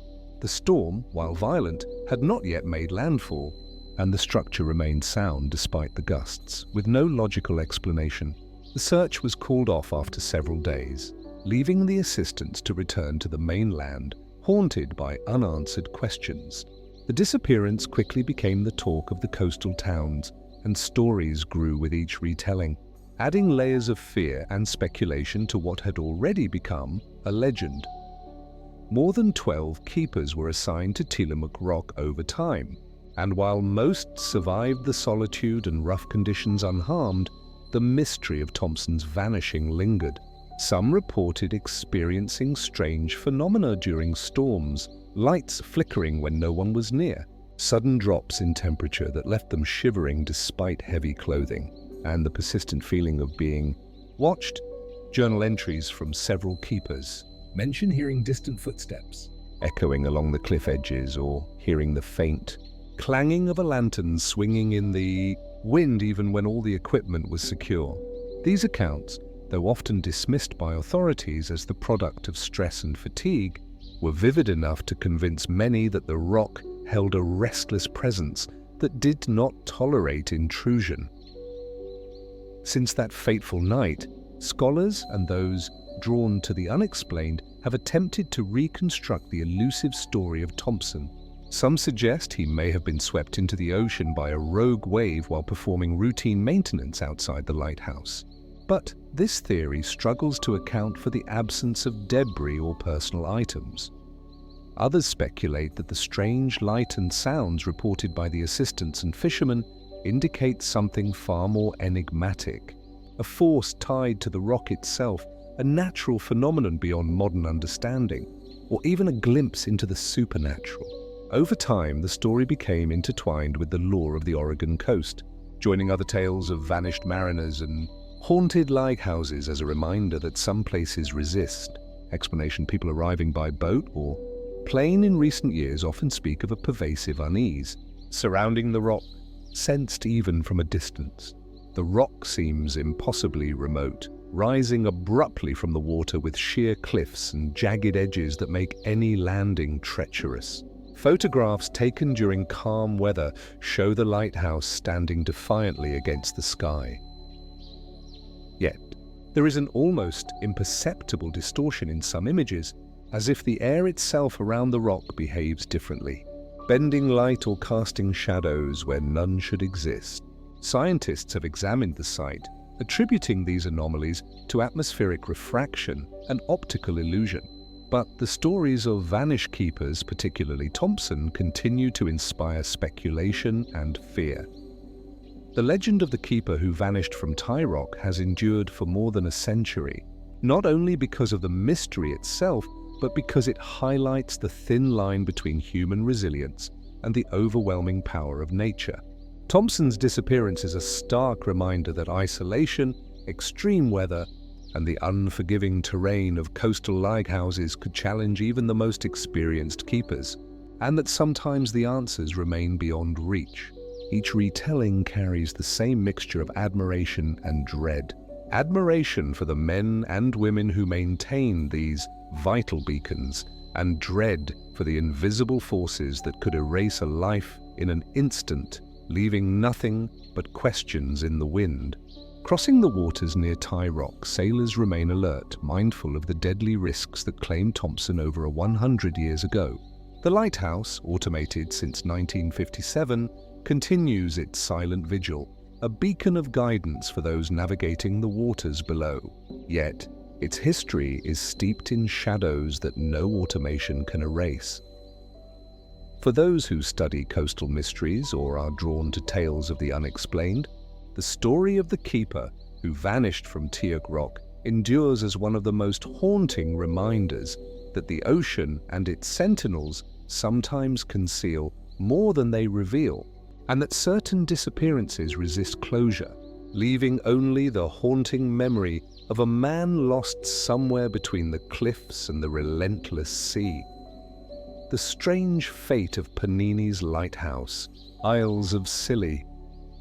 The wind around Panini's lighthouse rarely relents, whipping across the jagged rocks of the Isles of Scilly with a chill that sinks into every layer of clothing and bone. For anyone stationed in this remote outpost, the world beyond the cliffs seemed distant and faint, as if the sea itself had swallowed civilization and left only isolation behind. Mariners approaching the islands learned early to respect the lighthouse, which stood as both guide and warning, its light slicing through fog and storm with relentless precision. Yet the keepers who lived there knew that the structure was more than a beacon. It was a small, fragile home perched on stones that could be unforgiving, or even minor errors could have deadly consequences. In 1908, a man named Joseph Hartwell arrived to take up the post at Panini's, replacing a keeper who had retired after decades of service. Hartwell was known in maritime circles for his calm demeanor and thorough knowledge of lighthouse mechanics, qualities that made him ideal for such a demanding station. He arrived on a grey morning with mist curling off the water and the scent of salt thick in the air, and immediately began familiarizing himself with the routines of the lighthouse. The previous keeper had left meticulous logs, noting every adjustment, every inspection, and every anomaly, and Hartwell was determined to maintain that level of diligence despite the isolation that stretched endlessly in all directions. The early weeks passed without incident, though the harshness of the location quickly revealed itself. Storms arrived with little warning, their thunderous waves smashing against the rock base of the lighthouse, leaving a trembling hum in the structure that made sleep uneasy. Hartwell spent hours maintaining the lamp, polishing the lens and checking the mechanisms, always aware that the faintest mistake could result in disaster. He kept detailed notes of every observation, including changes in tide, cloud formations, and even the flight patterns of seabirds, which seemed to circle the cliffs with a quiet, watchful intelligence. Fellow keepers on nearby islands occasionally visited, bringing letters, supplies, and news from the mainland, but their visits were infrequent and often delayed by rough seas. One evening in late September, during a particularly dense fog, Hartwell was last seen performing his usual rounds, climbing the narrow staircases to inspect the lamp and ensure that the beacon would shine clearly through the mist. Witnesses on a visiting boat later reported seeing him in the lantern room, bending over the machinery with the careful attention of a man who understood both the importance and fragility of his work. By the next morning, however, Hartwell had vanished. The lighthouse appeared untouched, his personal belongings still in place, and no sign suggested he had prepared to leave. The only clues were his open logbook and a faint trail of footprints leading to the cliff edge, abruptly stopping as if he had simply disappeared into the air.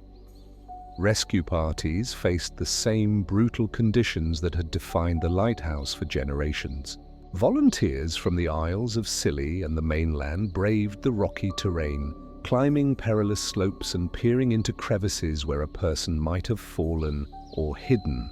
Yet every search ended in frustration, with nothing to show for the effort but scattered debris from the recent storm and feathers from gulls.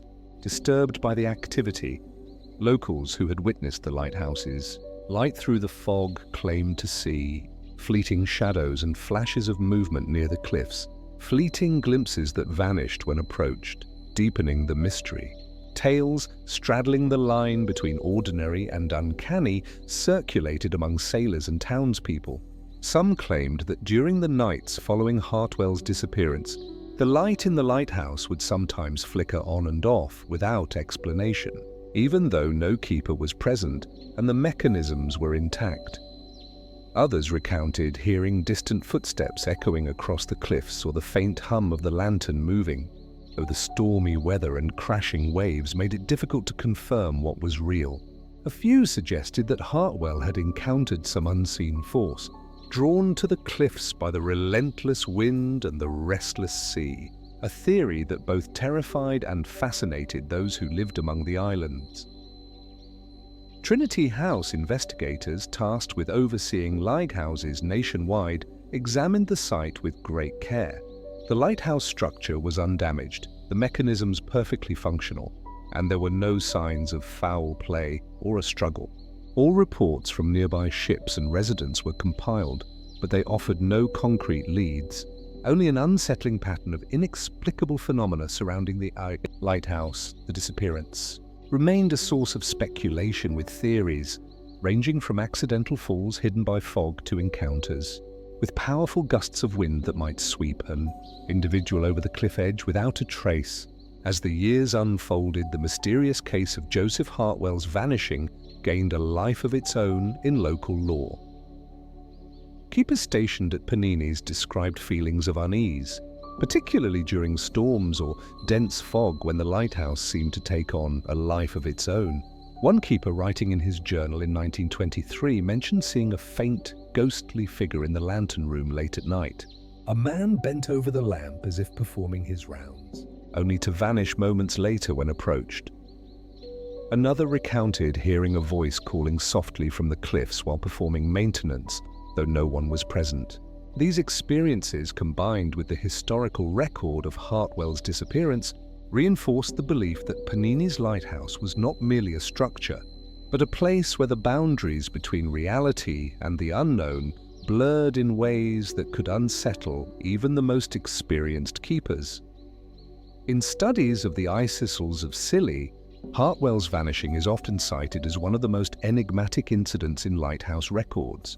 Some suggest environmental factors like sudden squalls or rogue waves might explain what happened, but the lack of physical evidence makes such explanations unsatisfying. Others propose that isolation, stress, and disorientation may have contributed. Yet, the thoroughness of Hartwell's habits and his experience in similar conditions make that theory equally incomplete. Over time, the story became part of the local culture, passed down through generations as both a cautionary tale and a symbol of the unpredictable power of the sea. The towering structure of Panini's lighthouse continues to impress and unsettle observers, even in contemporary times. Automated since the late 20th century, the lighthouse still functions as a guide for ships navigating the treacherous waters around the Isles of Scilly. Yet, it carries the weight of its history. Visitors approaching the site often speak of an inexplicable chill, of shadows that seem to move against the natural light, and of a strange stillness in the air despite the roaring waves. Photographs taken in fog or storm sometimes show distorted lights or shapes that cannot be easily explained, fueling ongoing speculation that the lighthouse preserves echoes of the past, traces of those who vanished within its reach. The strange fate of Panini's lighthouse stands as a reminder of the delicate balance between human determination and the relentless forces of nature. Joseph Hartwell's disappearance continues to captivate imaginations, not because it can be solved, but because it defies reason. It illustrates the vulnerability of those who dedicate themselves to isolated and dangerous posts, and the way such places can leave an indelible mark on history and folklore alike.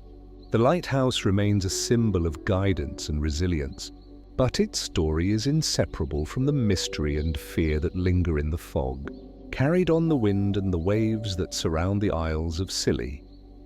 For mariners, historians, and those drawn to unexplained events, the tale of Panini's lighthouse offers both fascination and caution.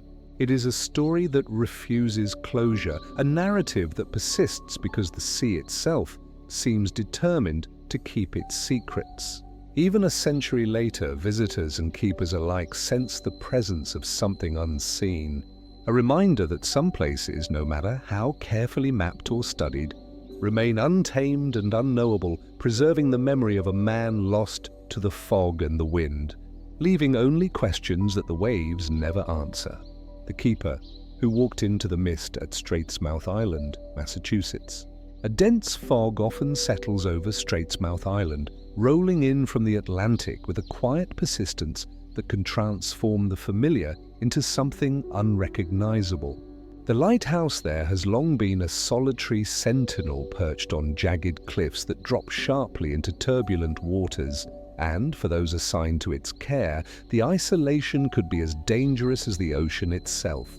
Mariners respected the beam cutting through the haze, yet few dead linger near the shore, wary of hidden rocks and sudden currents that could claim a ship in moments.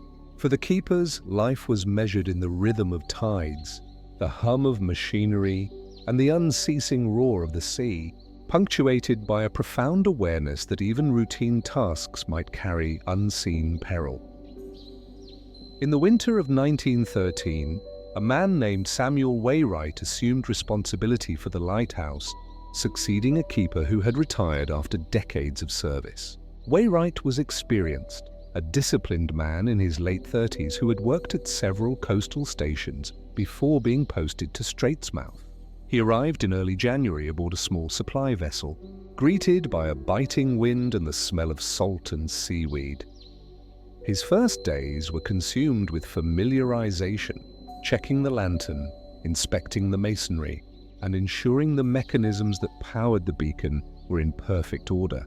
He kept careful notes in his log, detailing weather conditions, water temperatures, and the behavior of passing ships, all part of a meticulous routine designed to maintain safety in an environment where mistakes could be fatal. The initial weeks passed without incident, though the challenges of the island quickly became apparent.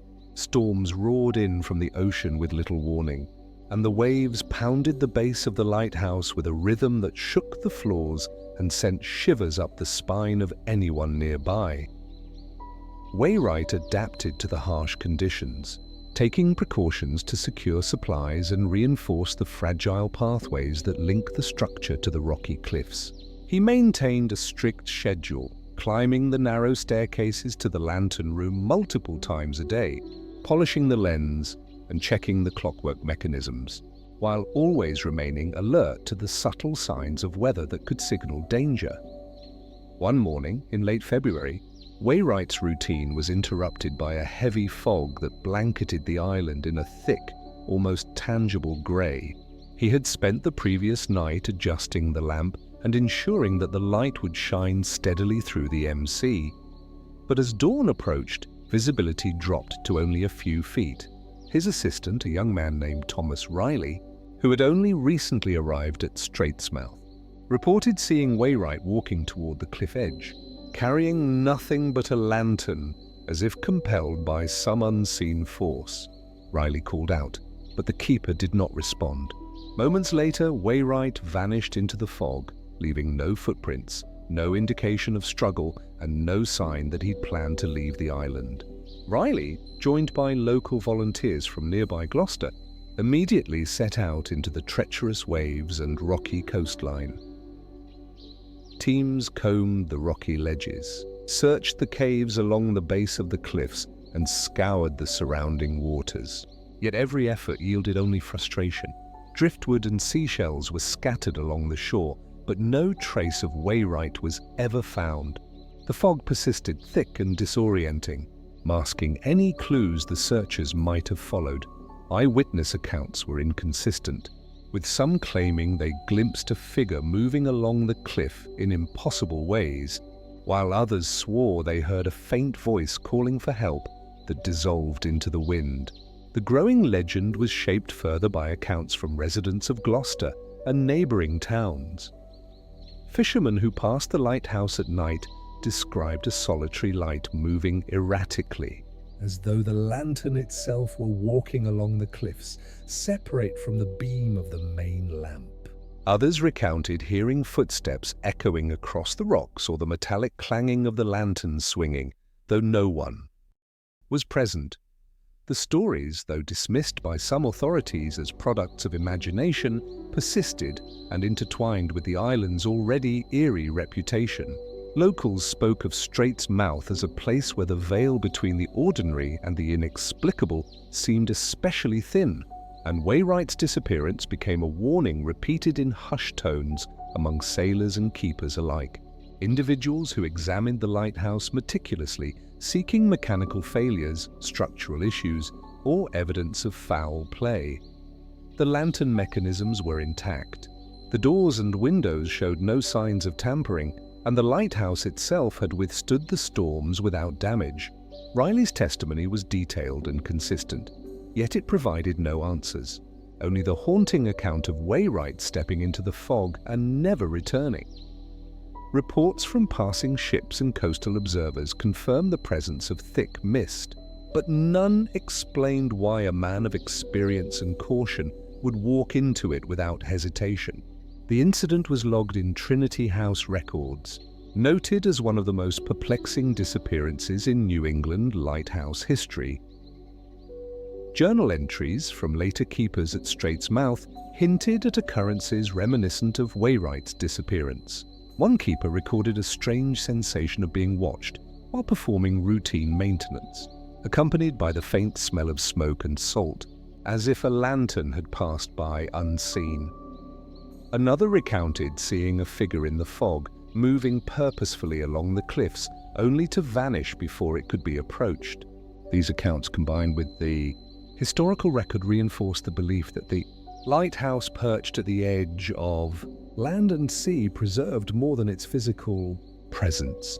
It carried the echoes of those who had vanished, leaving a residue of mystery that persisted with each storm and fog-laden morning.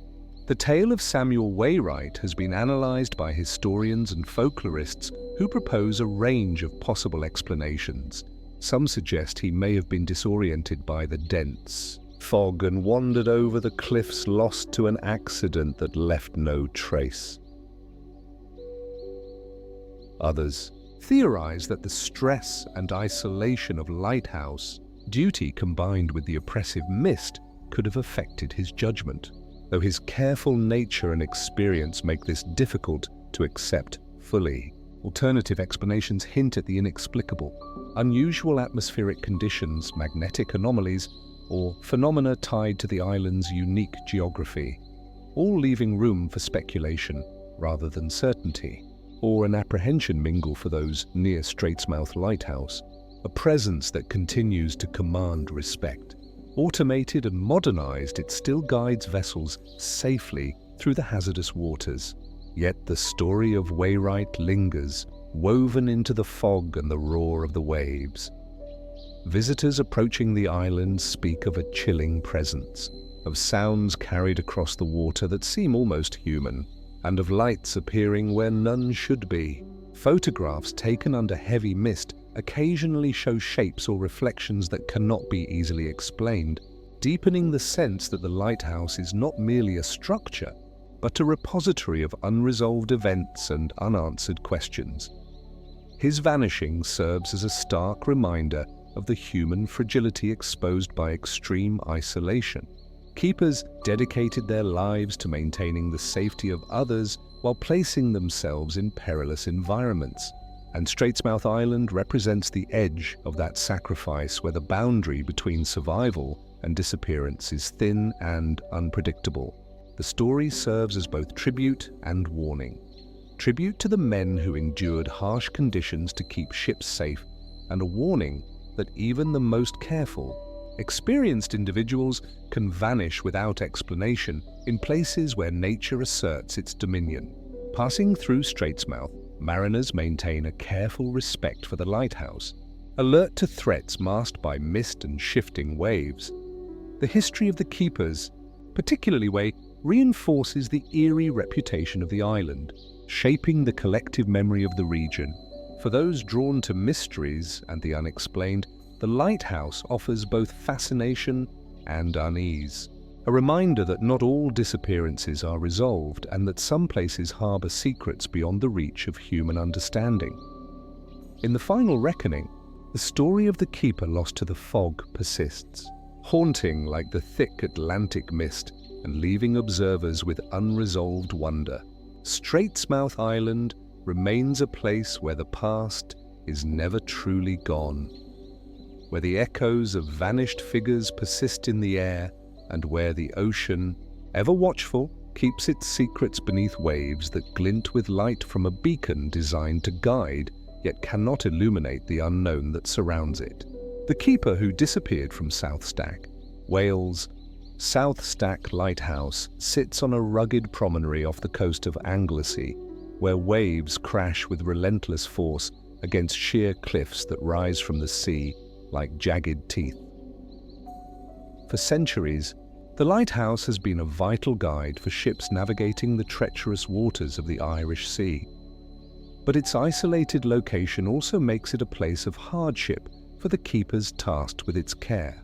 The island's winds carry both salt and a persistent chill, and the narrow stairways, steep cliff paths, and constant roar of the ocean remind anyone stationed there that nature is both beautiful and unforgiving.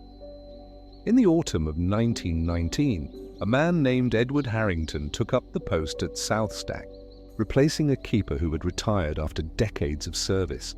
Harrington was known among colleagues for his calm demeanor and precise attention to detail, traits considered essential for life in such a remote and dangerous location. He arrived in late October with storm clouds gathering on the horizon and a brisk wind biting at his cheeks. His first days were consumed by inspection of the lighthouse's lamp and lens, maintenance of the mechanical clockwork, and careful cataloguing of supplies, all while adjusting to the isolation that stretched endlessly around the cliffs and sea. The early weeks passed with little incident, though the harshness of the location became apparent in unexpected ways.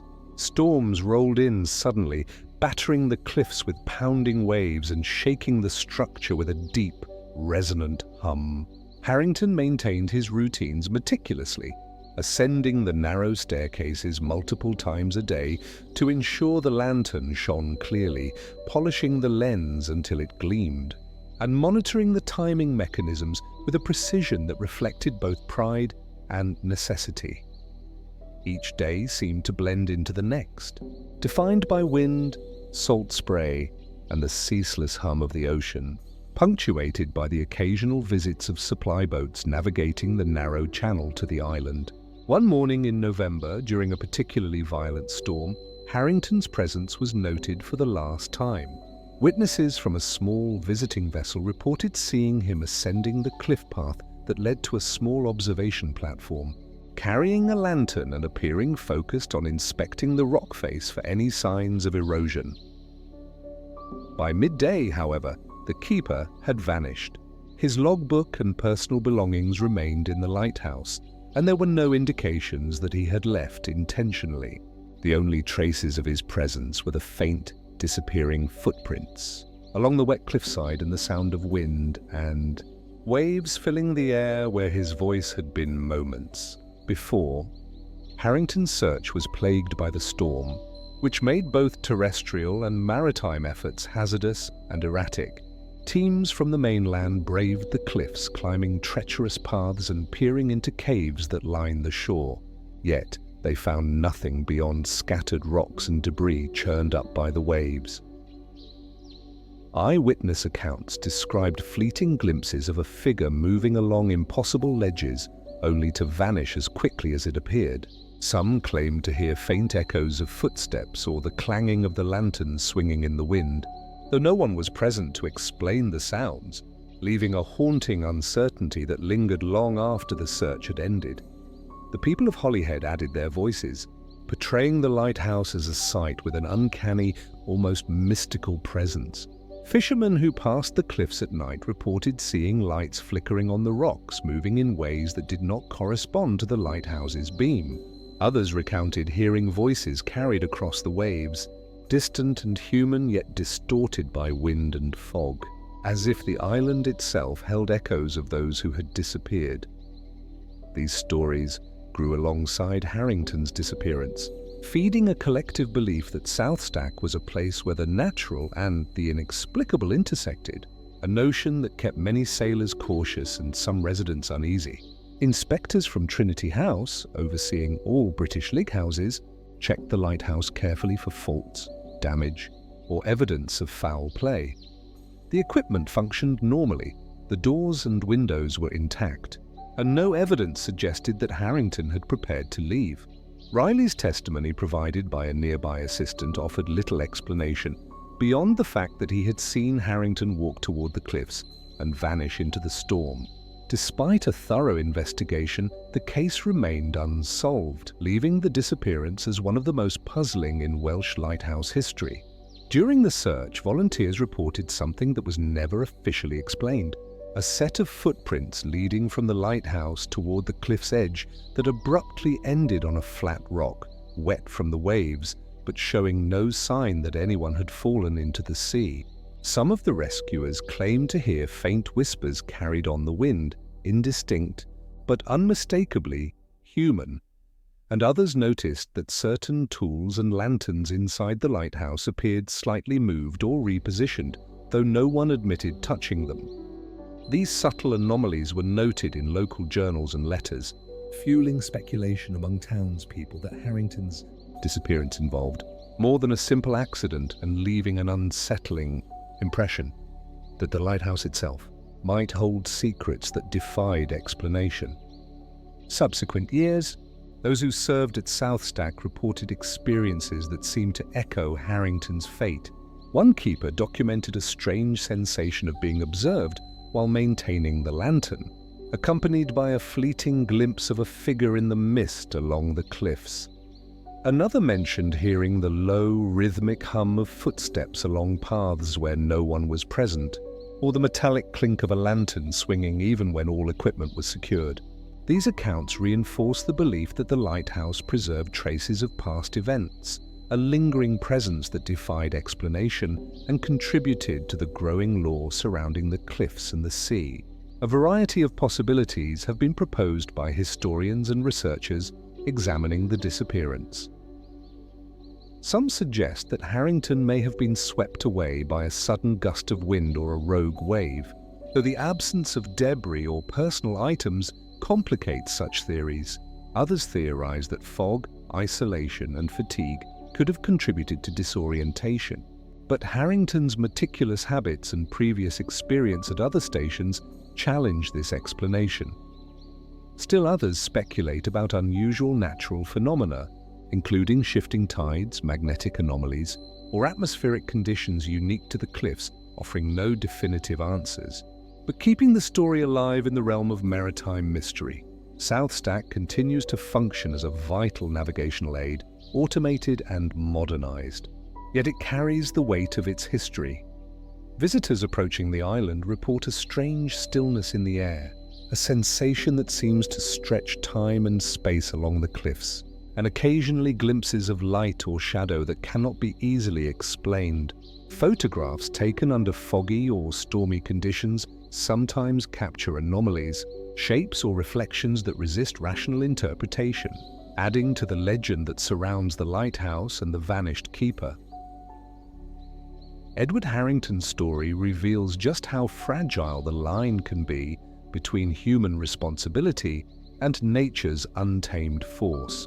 Keepers devoted themselves to ensuring the safety of others while accepting exposure to extraordinary risks, and South Stack represents the extreme of that.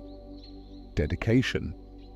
Harrington's disappearance endures not because it can be explained, but because it resists closure, leaving behind a narrative of uncertainty that continues to captivate and unsettle those who learn of it. Navigators still skirt South Stack cautiously, understanding that it's concealed. Reefs and turbulent waters are matched by the lighthouse's centuries-old uneasy history. The memory of keepers like Harrington remains embedded in the fog and the sound of the waves, a silent warning that some dangers cannot be measured or mitigated. For those drawn to mysteries, maritime history, or the unexplained, the tale endures as both a tribute and a caution, demonstrating how the sea and its sentinels can sometimes claim a life without leaving a trace. For over a century, South Stack's lighthouse and jagged cliffs have stirred feelings of awe and lingering unease. The disappearance of Harrington, like those of other keepers around the world, stands as a reminder that some places, no matter how carefully monitored or maintained, hold secrets beyond human understanding. The island, the lighthouse, and the relentless sea together preserve a memory that refuses to fade, leaving questions that drift endlessly in the wind and waves, carried across time as a story that refuses to be forgotten. The keeper lost from Cape Way, Australia.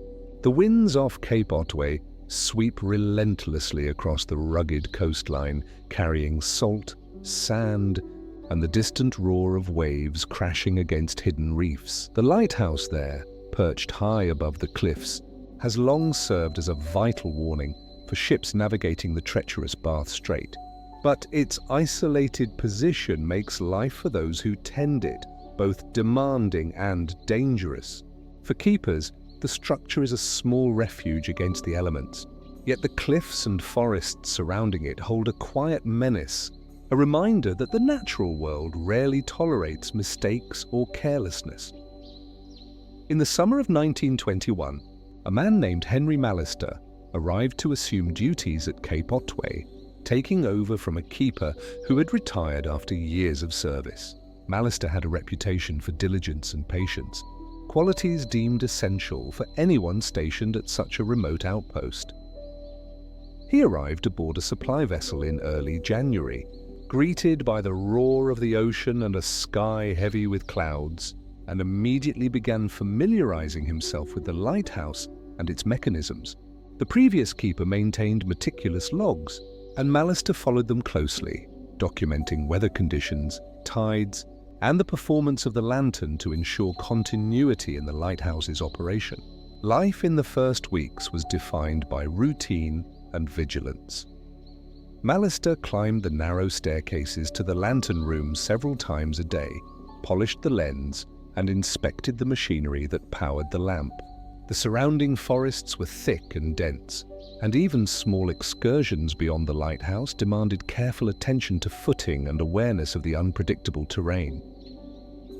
Storms could arise without warning, with gusts strong enough to bend metal and waves crashing against the cliffs with a deafening force, shaking both the lighthouse and the confidence of anyone unaccustomed to such power. One afternoon in late February, Mallister was seen walking along a narrow path that led from the lighthouse toward the cliffs overlooking the ocean. He carried only a lantern and a small notebook, seemingly preoccupied with observations of bird activity and the distant horizon. By the following morning, he had disappeared. His quarters remained undisturbed, his supplies untouched, and the logbook open on the table as though he had paused mid-entry. The footprints he left behind vanished abruptly near a rocky outcrop, and there was no sign that he had been swept into the sea or hidden from view. The mystery confounded both his assistants and the rescuers who had dispatched immediately. Rugged terrain, dense greenery, and fickle weather turned every search effort into a dangerous challenge.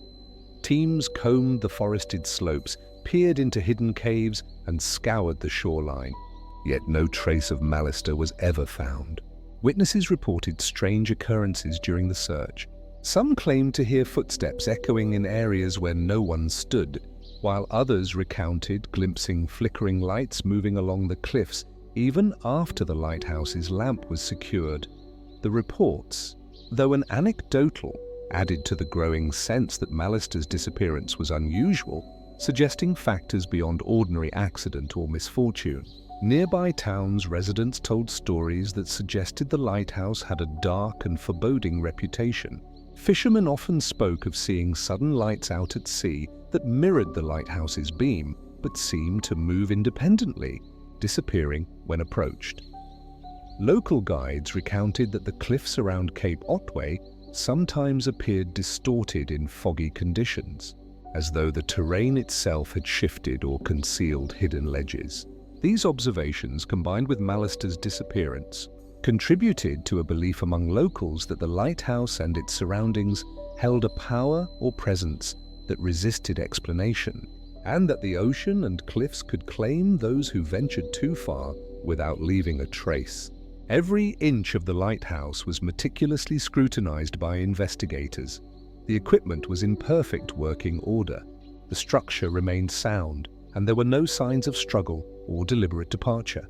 The logs and notes left by Mallister indicated no unusual behavior or warnings, and no footprints were found leading safely back to the lighthouse.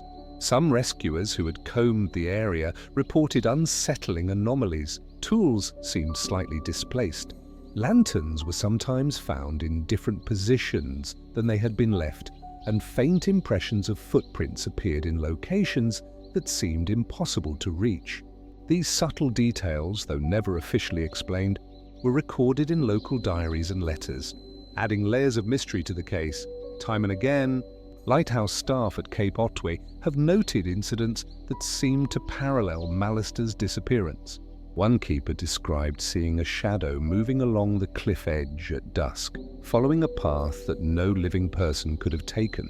Another mentioned hearing distant voices carried by the wind, soft and human, but impossible to locate, accompanied by a metallic clanging sound that resembled a swinging lantern.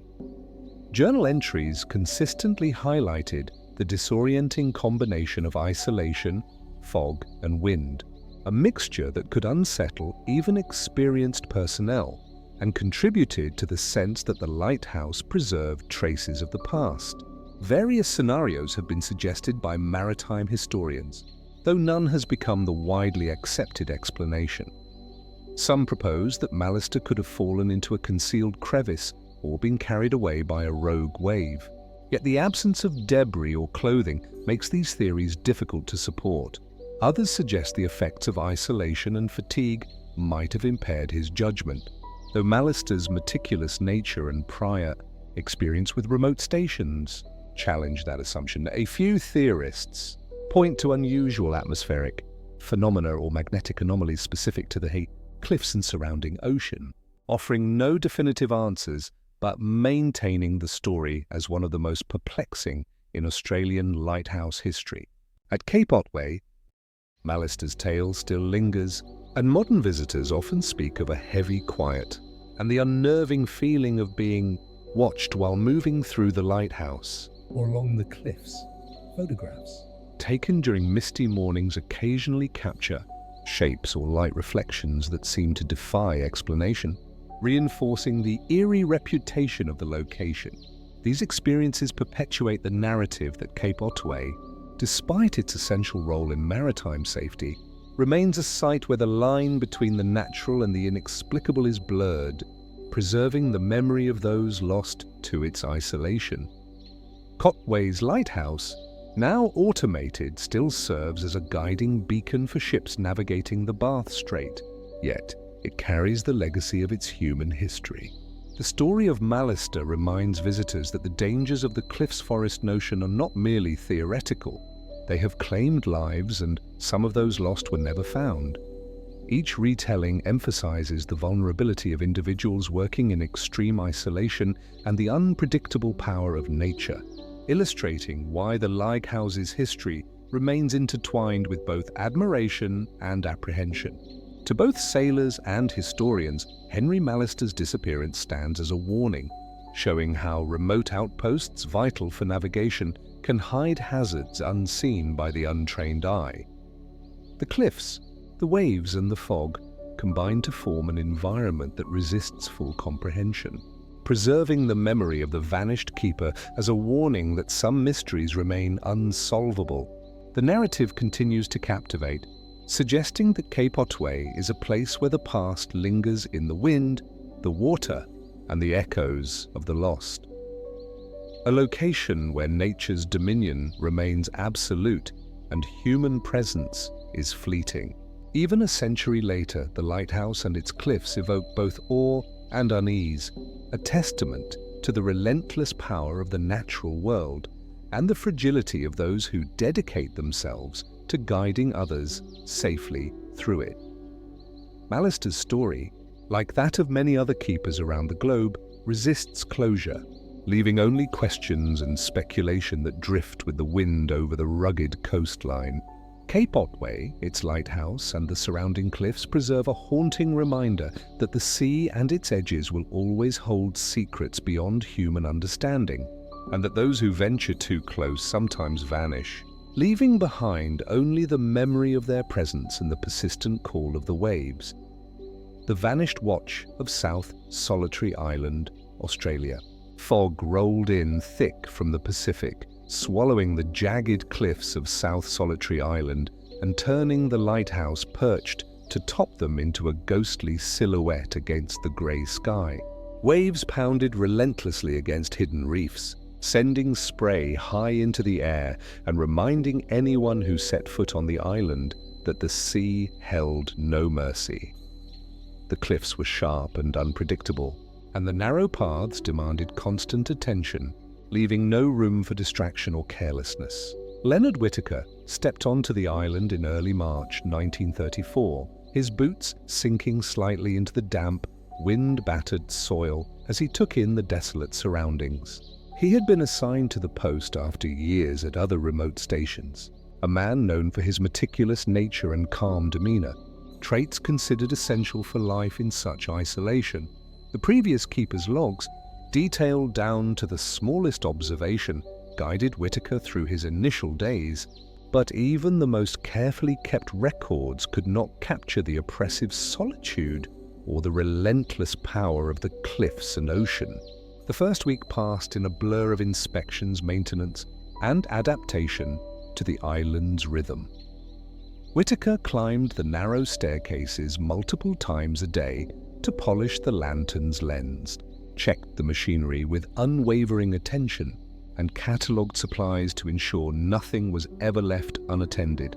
The wind sliced across the exposed rock, carrying both salt and the faint cries of distant seabirds, while the fog made the cliffs appear both nearer and farther than they truly were. Even simple tasks like walking along the cliff paths demanded vigilance, as a single misstep could be fatal. A storm swept in unexpectedly one afternoon, turning the ocean into a frothing wall of white that hammered the cliffs with relentless force. Whitaker moved with care, ascending to the lantern room to secure the light, and inspecting the equipment to ensure nothing had been damaged by the rising wind and spray. Each gust made the narrow stairwells creak, and the roar of the waves was punctuated by the metallic clang of the lamp swinging slightly in its mount. Despite the fury of the elements, Whitaker's movements were deliberate and precise, a testament to his experience and the weight of responsibility resting on his shoulders. While making a routine inspection along a cliffside path, Whitaker paused to note the unusual movements of seabirds, jotting down observations in his small journal as fog and mist enveloped him. By the following morning, he'd vanished. His living quarters were left untouched, his belongings arranged with the care of someone who had simply stepped away, and the logbook lay open on the table as if waiting for his return. The footprints leading to the cliffs abruptly ended near a jagged rock outcrop, leaving only the wind and the roar of the waves as witnesses to his disappearance. In combing every accessible part of the island for Whitaker, rescuers faced its relentless hazards head-on. Sheer cliffs, hidden crevices, and dense undergrowth slowed the search, while the ever-present fog made navigation nearly impossible.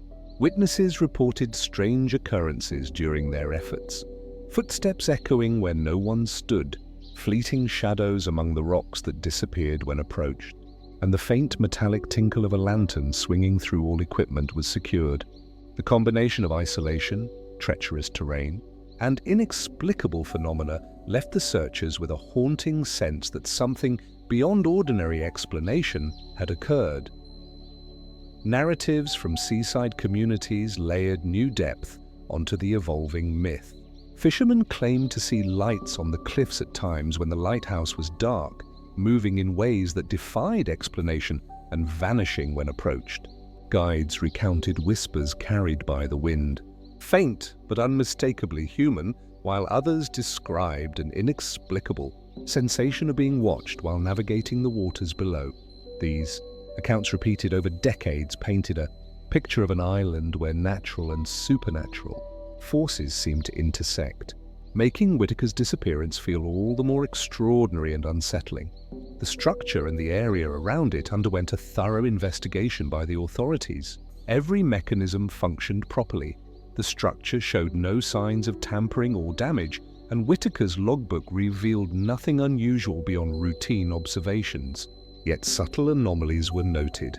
A lantern found slightly out of position, footprints in improbable locations on the cliff edges, and impressions in the sand that seemed untouched by wind or waves. Such details recorded in letters and journals by both rescuers and later keepers added a layer of mystery that continues to intrigue historians and locals alike. Shadows appeared to follow the lives of subsequent keepers. One documented seeing a dark figure moving along the cliff's edge at dawn, fading as he approached, while another heard soft whispers carried on the wind, accompanied by the low metallic echo of a swinging lantern. Despite all equipment being secured, these reports layered over Whitaker's disappearance reinforced the sense that the lighthouse and island held more than physical history. They preserved a presence, subtle yet unmistakable, that lingered in fog, wind, and the unceasing crash of waves. Specialists have offered endless theories about Whitaker's fate, but none has won broad agreement. Some argue he may have fallen into a hidden crevice or been swept away by a rogue wave. Yet the lack of debris or clothing complicates these explanations. Others suggest isolation and fatigue could have impaired his judgment, though his prior reputation for precision and experience makes this difficult to accept. A few point to unique environmental factors, sudden weather shifts, magnetic anomalies, or deceptive cliff formations as possible contributors. But these ideas remain speculative and unconfirmed, leaving the disappearance unsolved. Ships navigate safely thanks to automation. Yet, the island's cliffs and foggy trails often give visitors the unsettling impression of being observed. Photographs taken under misty conditions occasionally reveal shapes or reflections that cannot be explained. These small anomalies perpetuate the legend, suggesting that South Solitary Island preserves the memory of Whitaker's disappearance in ways that defy conventional understanding, maintaining a connection between past events and the present moment. The cliffs themselves seem to retain a memory of danger. Waves break violently against jagged rocks below, while fissures and hidden ledges conceal spaces where a person could vanish entirely. Each gust of wind carries echoes of the past. Footsteps no longer there, whispers that might have been human, and the faint metallic sounds of equipment moving on its own. Whitaker's story is a stark reminder that even the most experienced and cautious individuals are vulnerable when exposed to the full force of nature and the isolation of a remote post. Seafarers still move cautiously around South Solitary, wary of submerged dangers and sudden waves, while the lighthouse stands as a critical guide. Whitaker's disappearance endures as both a cautionary tale and an enigmatic legend, demonstrating how isolated stations can conceal dangers invisible to the untrained eye. The island's cliffs, fog, and relentless waves preserve a story that drifts across the water, lingering in the minds of those who hear it, a reminder of the fragile line between survival and vanishing entirely. Whitaker's memory survives not only in official records and newspaper reports, but in the atmosphere of the island itself. Subsequent keepers recount strange impressions from shadows along the cliffs to sounds carried across the water, reinforcing the idea that the lighthouse and surrounding terrain hold echoes of unresolved events. This connection between the physical and the unseen lends a haunting presence to South Solitary, one that continues to influence anyone who spends time on its rocky cliffs or explores its fog-drenched paths. Time has not diminished the island's capacity to unsettle. Nearly a century later, Whitaker's disappearance resists resolution, leaving only the unbroken roar of the waves, the shifting fog, and the enduring light of the lighthouse as silent witnesses. The story embodies the vulnerability of human life in extreme isolation, the unpredictability of nature, and the enduring mystery of those who vanish without a trace, preserved forever by the cliffs, the sea, and the whispers of history itself. The final keeper of Anva Lighthouse, Russia. A bitter wind swept across the jagged cliffs of Sakhalin Island, carrying the icy spray of the Sea of Okhotsk and wrapping the isolated Anva Lighthouse in a shroud of mist. The massive structure, built of stone and steel, stood as a sentinel over the rocky coast, warning ships of submerged reefs and treacherous currents. Yet the human presence within it always seemed fragile compared to the relentless power of nature surrounding it. The waves crashed with a deafening roar, echoing against the cliffs and carrying with them a sense of permanence that contrasted sharply with the fleeting lives of the lighthouse keepers. In the autumn of 1939, a man named Ivan Petro arrived at Anva to assume the post of lighthouse keeper, taking over from his predecessor, who had retired after decades of service. Petro was a tall, wiry man, known among colleagues for his resilience and unwavering focus. Traits deemed essential for anyone stationed at such an extreme and isolated location. He was met by a supply vessel that struggled against the swell, its crew shivering as they transferred barrels of coal, oil, and provisions to the lighthouse, while Petro watched the endless expanse of sea and sky, aware that for the months ahead he would be completely alone. The first days were consumed by routine and inspection with Petro, moving up the spiral staircases to polish the enormous Fresnel lens and checking the lantern's clockwork mechanisms. The lighthouse's interior was drafty and cold, with metal floors that creaked under every step and windows that rattled violently whenever the wind hit. Outside, the cliffs were slick with frost and hidden ledges threatened to swallow any careless movement. Despite these challenges, Petro maintained the routines meticulously, aware that the lives of passing vessels depended on his diligence. A violent storm struck in late October, turning the Sea of Okhotsk into a tumultuous expanse of white foam and thunderous waves that smashed against the cliffside foundation. Petro moved methodically, securing the lantern, checking coal reserves, and monitoring the structural integrity of the lighthouse, his breath misting in the cold air as he climbed the stairwell. Lightning illuminated the jagged coastline in brief flashes, revealing the perilous drop to the sea below, while the wind howled through the metal railings, carrying the sound of the ocean like a living entity. Even experienced men would have been tested by the storm, yet Petrov continued his work with a resolute calm, determined to uphold the safety of countless sailors navigating these dangerous waters. During one particularly foggy morning, Petro ventured to the outer balcony to inspect the lens, noting the formation of ice along the rails and the eerie stillness that blanketed the island. By the next day, he had vanished. The lighthouse remained intact, supplies untouched, and the logbook open with entries meticulously documenting weather, tides, and light operations. No footprints led back to the lighthouse or toward the cliffs, and no traces indicated he'd fallen or been swept into the sea. Those who arrived to investigate could only speculate, their imaginations fueled by the stark, unyielding isolation of the island. Obstacles arose at once for rescue teams as they combed the area for Petrov. The cliffs were jagged and treacherous, obscured by mist that reduced visibility to mere meters. The waves pounded relentlessly, making it dangerous to approach the base of the lighthouse, while gale force winds tore at clothing and equipment. Volunteers reported strange echoes and fleeting shadows, the roar of the ocean punctuated by sounds that seemed human yet could not be traced. Every attempt to locate Petrov ended in frustration, leaving only a lingering sense that the lighthouse itself seemed to absorb his presence and hold it hidden from the outside world. In coastal towns, reports of strange activity from sailors and locals added layers to the lighthouse's legend. Some claimed to have seen flickering lights on the cliffs when the lighthouse was dark, moving with no discernible source. Others spoke of whispers carried on the wind, faint but distinct, as though someone were walking along the rocky paths, their lanterns swinging softly in the cold mist.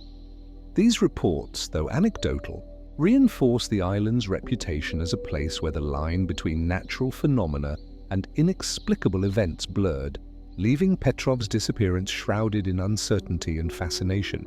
Every mechanism and structural element of the lighthouse underwent detailed scrutiny by officials. The lamp functioned without issue. The structure showed no signs of tampering, and the logbook revealed no unusual behavior or warning signs. Yet subtle irregularities were recorded by those who visited later. A lantern out of place, footprints in impossible positions along the cliffs, and objects slightly displaced without explanation. Diaries and letters from keepers and rescuers preserved these details, contributing to the growing sense that Anva held secrets beyond the reach of simple investigation and that Petrov's fate might never be discovered. Subsequent keepers recounted experiences that seemed to echo Petrov's disappearance. One described seeing a shadowy figure along the cliff edge at dawn, fading as he approached, while another heard faint, human-like whispers over the crashing waves. Accompanied by the metallic clink of a lantern swinging through, no one was present. These experiences added a persistent unease to the lighthouse, suggesting that the structure and surrounding cliffs retained traces of past events, subtly affecting those who worked there long after the vanished keeper had disappeared. In spite of a myriad of proposed scenarios, Petrov's ultimate fate continues to baffle researchers. Some argue that he may have fallen into a hidden crevice or been swept away by rogue waves, though the lack of physical evidence complicates these claims. Others point to environmental factors unique to the area, such as sudden storms, magnetic anomalies, or deceptive cliff formations as potential contributors. Still, the absence of confirmation keeps the case open, maintaining its place as one of the most mysterious disappearances in Russian lighthouse history.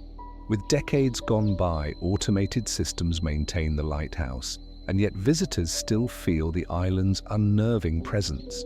Photographs taken during misty mornings occasionally reveal shapes or reflections that defy explanation, while visitors report a feeling of being watched as they walk along cliff paths or explore the lighthouse interior.